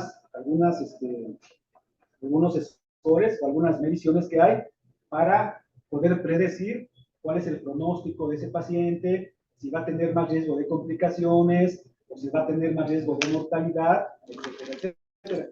Y algunas de las que usamos más comúnmente son estas, la clasificación de Philip-Kimball. Si la han escuchado, ¿verdad? Si la recuerdan, Philip-Kimball. Para esto, debemos de tomarle una placa de rayos X al paciente y saber si hay datos de insuficiencia cardíaca o no. Si no tiene ninguna manifestación de falla cardíaca, se cataloga como Philip-Kimball 1. Si hay datos de falla cardíaca moderada, si hay algunos estertores en las regiones infraescapulares de los pulmones, o detectamos un tercer ruido o hay taquicardia, es grado 2. Si ya hay una insuficiencia cardíaca grave y ya el paciente tiene edema agudo de pulmón, y ya están los estertores diseminados en todos los campos pulmonares, es grado 3 o clase 3. Y si el paciente ya cayó, desarrolló choque cardiogénico, ya es una clase 4. ¿Cuál es la importancia? Les digo que dependiendo si el paciente cuando nos llega tiene un Philip-Kimball 1, su tasa de mortalidad va a ser nada más del 6%. Es decir, que tal vez no se complique demasiado, ¿sí queda claro? Pero si el paciente desde que nos llegó al consultorio o al hospital llegó con una clase 3, ese paciente está muy grave, su pronóstico es peor y va a tener una mortalidad del 38%. Para eso nos sirve esta clasificación. Hay otra clasificación que es la escala Grace, estas son sus siglas en inglés, y la utilidad es que nos predice la muerte hospitalaria, o sea, cuando está el paciente ahí, y también a 6 meses. Esta tiene muchas variables, como ven ustedes, incluye la clasificación de Philip-Kimball, las medidas de la presión arterial, frecuencia cardíaca, la creatinina sérica y muchos otros factores, y ya dependiendo de la puntuación que obtenemos, pues nos va a dar la gravedad de cada paciente. Normalmente si es menor de 60 puntos, por ejemplo, la mortalidad va a ser menor del 1%, y conforme va subiendo la puntuación, se va a ir incrementando la mortalidad. Y la otra estratificación de la otra escala es la conocida como Tini Score, escala Tini. Hay una, que es esta, para cuando hay un infarto con desnivel negativo del ST o para las anginas inestables. Se utilizan estas 7 variables, son 7 puntos, y dependiendo de la puntuación, también es el riesgo que va a tener ese paciente. Y hay otra escala que se desarrolló después, que es para los pacientes con infarto con elevación del segmento ST. Y aquí hay otras variables, más o menos son en total 14 puntos, y dependiendo de esa puntuación, como lo ven aquí, se va a ir incrementando la posibilidad de muerte en los primeros 30 días de que llegó el paciente. Para eso nos sirven estas escalas de estratificación del riesgo. Y bueno, ya finalmente, ¿cómo vamos a hacer nuestro tratamiento de estos pacientes? Hay un tratamiento La primera medida que tenemos que hacer, ¿cuál creen que sea? ¿Cuál es el problema que le está ocasionando el cuadro clínico a nuestro paciente? La obstrucción de la arteria coronaria. ¿Y quién está ocasionando esa obstrucción? El trombo, ¿verdad? El coágulo, porque la placa pues ya la tenía ahí, fue creciendo, pero mientras no le pasara nada, bueno, iba a estar con su angina nada más. Al momento que se rompe y se activa la cascada de coagulación, se forma el coágulo, o sea, el trombo, y ya eso va a ocluir a la arteria coronaria. Entonces, si esa es la causa del síndrome coronario en ese paciente, ¿qué es lo primero que tendríamos que hacer? No, antes de eso. Antes de eso. Pues sí, o sea, tenemos que destruir el coágulo, ¿no? Lisar el coágulo. ¿Y cómo podemos romper, cómo podemos lisar ese coágulo, o sea, destruir ese coágulo? Por medio de fármacos o por medio de un tratamiento invasivo. Muy bien. Y además de eso, ¿qué hay que hacer primero? Lo primero que hay que hacer, ya enseguida, hay que darle que otros fármacos coadyuvantes, y ahora sí, terapia antitrombótica. Primero tenemos que lisar el coágulo, ¿sí o no? Destruirlo. Pero también tenemos que evitar que se vuelva a formar más. Por eso le damos fármacos antitrombóticos. Y ya también después de eso, ya cuando salga de la etapa más grave y más aguda, pues medidas de prevención secundaria que ustedes ya deben de conocer. Entonces, ¿cuál es el tratamiento fármaco invasivo? Si conocen, si saben cómo se llama el tratamiento invasivo, el cateterismo que se les hace a los pacientes, ¿cómo se llama eso? Siglas en español, ¿cuáles son? ¿Sí lo recuerdan o no?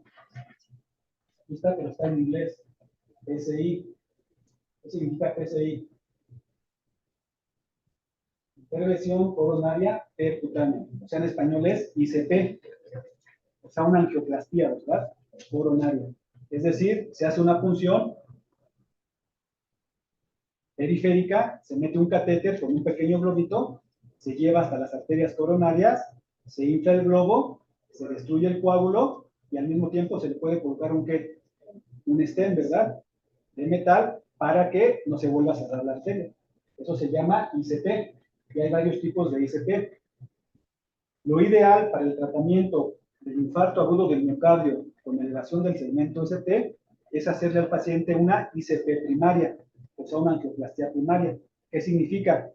Que si el hospital o el centro médico de atención médica a donde llegó el paciente cuenta con una sala de hemodinamia, ese paciente se tiene que pasar directamente a la sala de hemodinamia y hacerle ese cateterismo, o sea, la ICP, por eso se llama primaria. Y ya con esa ICP primaria, se le rompe el coágulo, se le coloca el stent y ya se corrigió el problema en ese momento, ¿ok? Pero si resulta que el paciente pues llegó a un hospital de segundo nivel, donde no hay una sala de hemodinamia, ¿se le va a poder hacer la ICP primaria en ese momento? No. Entonces, ¿qué hay que hacerle? Hay que administrarle, ¿qué? Un fármaco, que se conoce como fármacos, ¿qué? Lo que dijiste tú. Son fibrinolíticos, ¿verdad? Porque ya se formó el coágulo con fibrina. Y lo que hay que romper es la fibrina para que se destruya el coágulo. Y estos son los fármacos fibrinolíticos. La streptokinasa ya casi no se utiliza, porque ocasionaba más complicaciones de hemorragia. Y actualmente casi no se utiliza. Lo que se utiliza actualmente son estos otros fármacos, como el Alteplase o el Tenecteplase. Aquí están las dosis, etcétera. No lo voy a leer todo, pero ya ustedes lo revisan con calma. La idea es lisar el coágulo, es decir, ¿qué hacen estos fibrinolíticos? A ver, acuérdense de lo de la coagulación. ¿Por qué se llaman? ¿Qué tienen que hacer? ¿A quién activan? ¿Qué tienen que hacer? ¿Activar a quién? Al plasminógeno para que se convierta en plasmina, luego esa degrade el fibrinógeno, degrade la fibrina, que se había convertido a partir del fibrinógeno. ¿Por qué se formó esa fibrina? Porque la protrombina se convirtió en trombina y esta convirtió el fibrinógeno en fibrina. Entonces los fibrinolíticos rompen las redes de fibrina y con eso se destruye el coágulo. ¿Okay? Este es el primer paso. Estas son algunas contraindicaciones de la fibrinolisis. Si ustedes les llegara, ustedes tienen su consultorio, si ustedes estuvieran ahí guardados guardado un frasquito con algún fibrinolítico y ya hicieron el diagnóstico de que ese paciente se está infartando, ustedes podían trombolizar, así se dice, trombolizar a su paciente incluso antes de que llegara al hospital. Eso sí se podría hacer y se ahorraría mucho tiempo. Pero como normalmente los pacientes pues llegan a un hospital, a un servicio de urgencias, pues ya ahí se hace el diagnóstico y se inicia con la terapia fibrinolítica, en dado caso de que no haya ¿qué? Una sala de hemodinamia. Porque el tratamiento de primera elección, ¿cuál es? La ICP primaria. Si no hay eso, entonces aplicamos los fármacos fibrinolíticos. Este es un, ¿cómo se llama? Un protocolo, un algoritmo de manejo invasivo, de acuerdo al tiempo que ha pasado, del momento del inicio del cuadro clínico, y si decidimos hacerle la ICP primaria o no, etcétera, para que ustedes lo vean con calma. Algo importante, el tratamiento fibrinolítico y la ICP primaria están indicados cuando el paciente tiene una evolución menor de 12 horas del inicio del dolor. ¿Ok?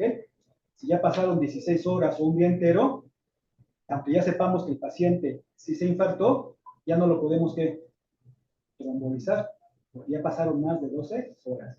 Entonces deben de pasar menos de 12 horas. Si el paciente llegó en ese tiempo menos de 12 horas y acaba de llegar al hospital, el límite que se tiene es menos de 120 minutos, siempre y cuando exista una sala de hemodinamia, menos de 2 horas. Y se le hace la angioplastia primaria. Si no se cuenta con esa sala de hemodinamia, se le tiene que hacer entonces la trombolisis en los primeros 30 minutos a partir de que el paciente llegó al hospital. ¿Se queda claro? Esos son los tiempos que se tienen que manejar. Y bueno, ustedes ya después lo revisan con calma. Es igual que este, nada más que aquí está más resumido y aquí están más especificados los tiempos que se tienen que manejar.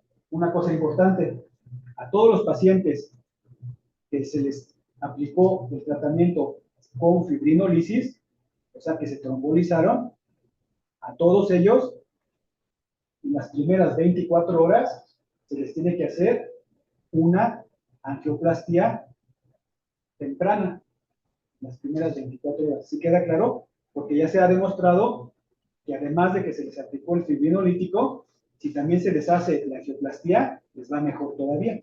Entonces, en las primeras horas es recomendable que aunque ya se hayan trombolizado, se les realice una ICP también temprana.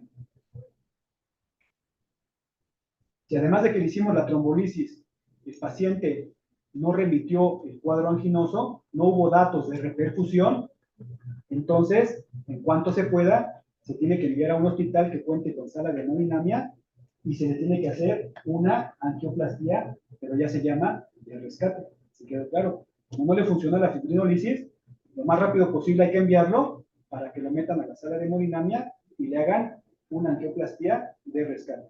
Entonces, hasta ahorita, ¿cuántos tipos de ICP hemos visto? La ICP que primaria. Si ya lo trombolizamos, de todos modos hay que hacerle una ICP que temprana, en las primeras 24 horas, y si no le funcionó, hay que hacerle una ICP de rescate. Sí quedó clara la idea, ¿no? Y bueno, además de esos tratamientos que son la base fundamental para quitarle el problema al paciente, hay que darle otros fármacos coadyuvantes, como son los antitrombóticos. Y pues ya saben ustedes, el más representativo de la aspirina, pero también el clopidogrel. Aquí están las dosis. En cuanto el paciente llegue con ustedes y hagan el diagnóstico de infarto del miocardio, le tienen que dar inmediatamente una dosis de 300 miligramos de aspirina, la tiene que masticar, la tableta completa. Y ya después, con 100 o 150 miligramos al día es suficiente de manera indefinida. Esa ya la tiene que tomar siempre el paciente. Y sobre todo si tiene muchos factores de riesgo cardiovascular. Y también se le puede dar al mismo tiempo, olvido ver, una dosis de carga de 300 miligramos, todos 300 miligramos también juntos, y después 75 miligramos al día, o sea, una sola tableta. Por lo menos durante un año. Se pueden combinar estas dos. Han salido recientemente otros antitrombóticos, como el ticagrelor y el prasugrel. Son más recientes. Entonces dejo también las dosis para que ustedes las revisen. El problema es que a veces causan un poco más de complicaciones de sangrado o otras alteraciones, aunque son muy efectivos. Por eso se sigue prefiriendo el clopidogrel. Y además de los antitrombóticos, se les deben de dar antitrombínicos, o sea, los anticoagulantes, ahora sí.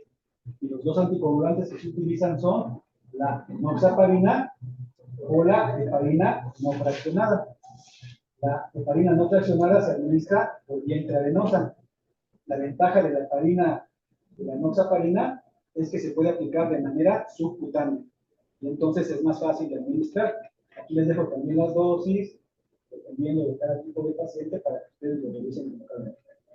Son anticoagulantes para evitar que se siga formando más trombina. Los que vimos hace rato eran ¿qué? ¿Anti-qué? Estos son antitrombínicos para que no se forme trombina y no se vuelva a formar el coágulo de aspirina. Pero la aspirina, ¿cómo funciona? ¿Es un qué? ¿O es un qué? ¿Cómo se llama? Es un anti-qué. Es un antiagregante plaquetario. Evita la agregación plaquetaria. Y ya después hay que darle muchos otros medicamentos, pero aunque yo lo puse después, no quiere decir que no sea importante. Siempre que les llegue el paciente, tienen que darle primero que nada luego su aspirina, como dijimos, ¿sí o no? Si ven que le falta el aire o le ponen, ¿cómo se llama? Le miden ¿cómo se llama? La saturación de oxígeno y está en menos de 90 o de 92, hay que administrarle oxígeno por cánulas nasales a 2 a 3 litros por minuto. Solamente si la saturación es menor del 92 o del 90%, si no, no es necesario. Al mismo tiempo, hay que quitarle el dolor. Si están de acuerdo con que el principal problema que tiene ese paciente es que tiene mucho dolor y eso le está ocasionando una respuesta neurovegetativa que se puede seguir complicando, entonces lo primero que hay que hacer es quitarle el dolor. ¿Cómo? Con fármacos opioides, como la morfina, que es la que está indicada. La morfina, dosis de 4 a 8 miligramos, la podemos repetir cada 10, 15, 20 minutos, unas 2 dosis o 3. El problema es que puede causar hipotensión, puede causar bradicardia, puede causar náusea y vómito. Entonces hay que darle medicamentos para controlarle esos efectos secundarios. Están contraindicados los AINES. No le debemos administrar AINES a un paciente que tiene síndrome coronario agudo, porque ya se vio que aumentan la mortalidad, pueden desencadenar complicaciones miocárdicas, rotura cardíaca incluso, entre muchas otras cosas. Entonces, AINES no. O sea, no le vayan a poner diclofenaco o ketorolaco, no, nada de eso. Y ya, aparte, pues hay que darle, dependiendo de cada paciente, si es hipertenso, si es diabético, etcétera, pues una serie de fármacos ayudantes, ahora sí, como te decía, doctora, beta bloqueadores, inhibidores de la enzima convertidora de la angiotensina, bloqueadores de los canales de calcio, obviamente estatinas si el paciente tiene dislipidemia, y nitratos como la nitroglicerina, que es el que le va a quitar el dolor también y nos va a ayudar a que haya vasodilatación y empiece a mejorar el flujo sanguíneo. Entonces les dejo estas tablas para que también ustedes revisen las dosis con calma. Y pues ya, todas las medidas de prevención secundaria que ustedes saben, modificar todos los hábitos químico-dietéticos, llevar el tratamiento ya crónico de sus enfermedades, controlar la presión arterial, etcétera, etcétera, ya a largo plazo, para tratar de limitar esos factores de riesgo cardiovascular. Ya para terminar, cuando un paciente se infarta puede tener una serie de complicaciones, que básicamente son de 3 tipos. Complicaciones eléctricas, o sea, del ritmo, si están de acuerdo, puede haber complicaciones hemodinámicas y complicaciones mecánicas. ¿Quién me dice el diagnóstico del electrocardiográfico de esa imagen? ¿Cuál? ¿Taquicardia qué?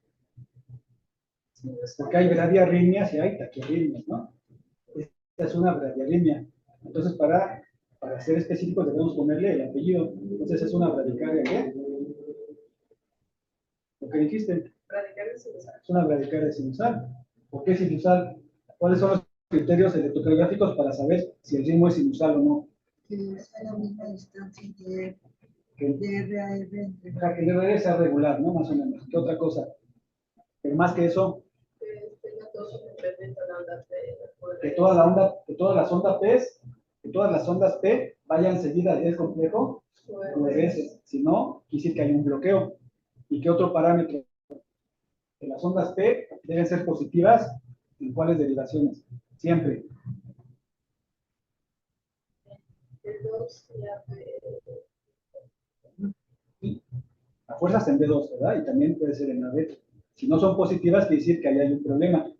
A lo mejor pusimos los cables mal, o hay otra alteración que está desviando el vector, y por eso la onda P no es positiva. Eso. ¿Cuál sería este diagnóstico? Véanlo con calma. Tiene un desnivel del suelo. No, eso está normal. Eso ahí no te confundas, ahí está, digamos que está normal, ahí no, por ahí no es. ¿Qué notan? El QRS está. Pues este es el QRS, está normal, mira. Es angosto, menos de 0.12 segundos, ¿no? Pues las ondas que están. Las ondas T pues están bien, mira, no son simétricas, no están tan oscuras, son positivas. Seguramente este es D2, ¿no? Por ejemplo. Está agarrando el espacio entre la P y la. Muy bien, ¿verdad? El PR, vean, el PR está prolongado. ¿Cuánto es la duración normal del PR?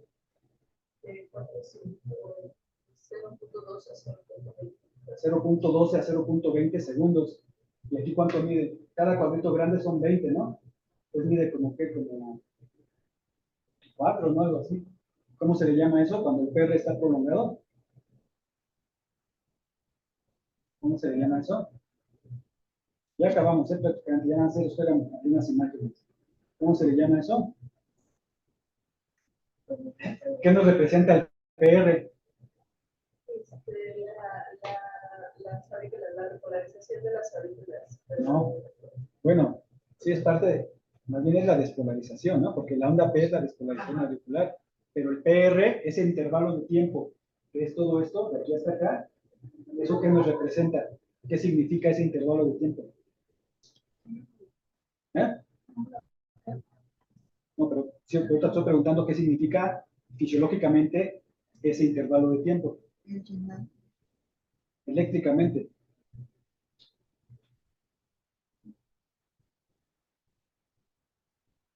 Es el retraso fisiológico en el nodo auriculoventricular, antes de que se contraigan los ventrículos, después de la contracción de las aurículas. Por eso se tarda ese tiempo. Si no, cuando se contraen las aurículas, al mismo tiempo se contraían los ventrículos y ya no habría gasto cardíaco. ¿Estamos de acuerdo? Entonces esto, cuando se prolonga, se hace más, tarda más en llegar ese impulso. Quiere decir que hay algo que está impidiendo. ¿Y cómo se le llama eso? ¿Qué dijiste, doctora?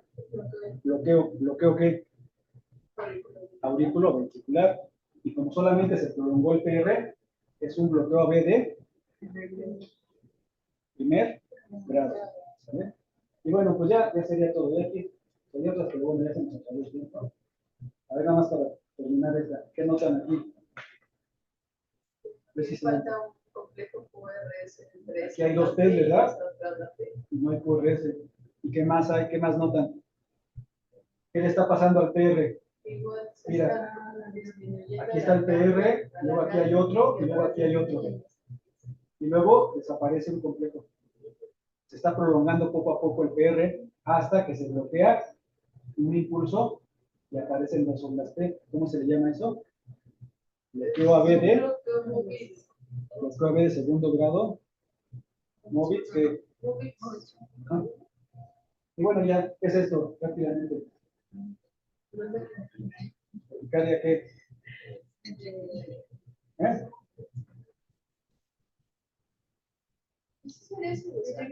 Está la onda P, ¿sí ven?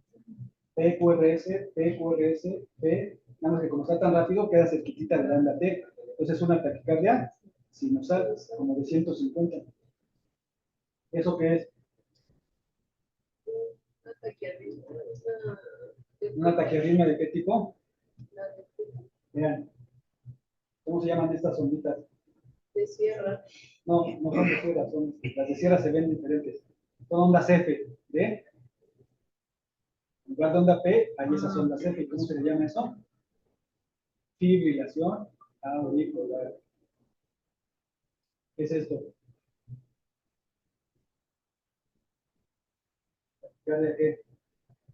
Taquicardia ventricular, fibrilación ventricular. Ya terminamos con eso. Las complicaciones hemodinámicas básicamente es la falla cardíaca y el choque cardiogénico. Eso nos va a ocasionar un estado de hipoperfusión tisular y además congestión en la circulación pulmonar. Por eso se desarrolla el edema agudo de pulmón. Y aquí hay otras complicaciones que son las mecánicas, cuando se rompe el tabique interventricular, los músculos capilares o la pared libre del ventrículo. Cada una tiene sus propias manifestaciones para que ustedes las vean con cuidado. Ya, perdón, terminamos ya con esto.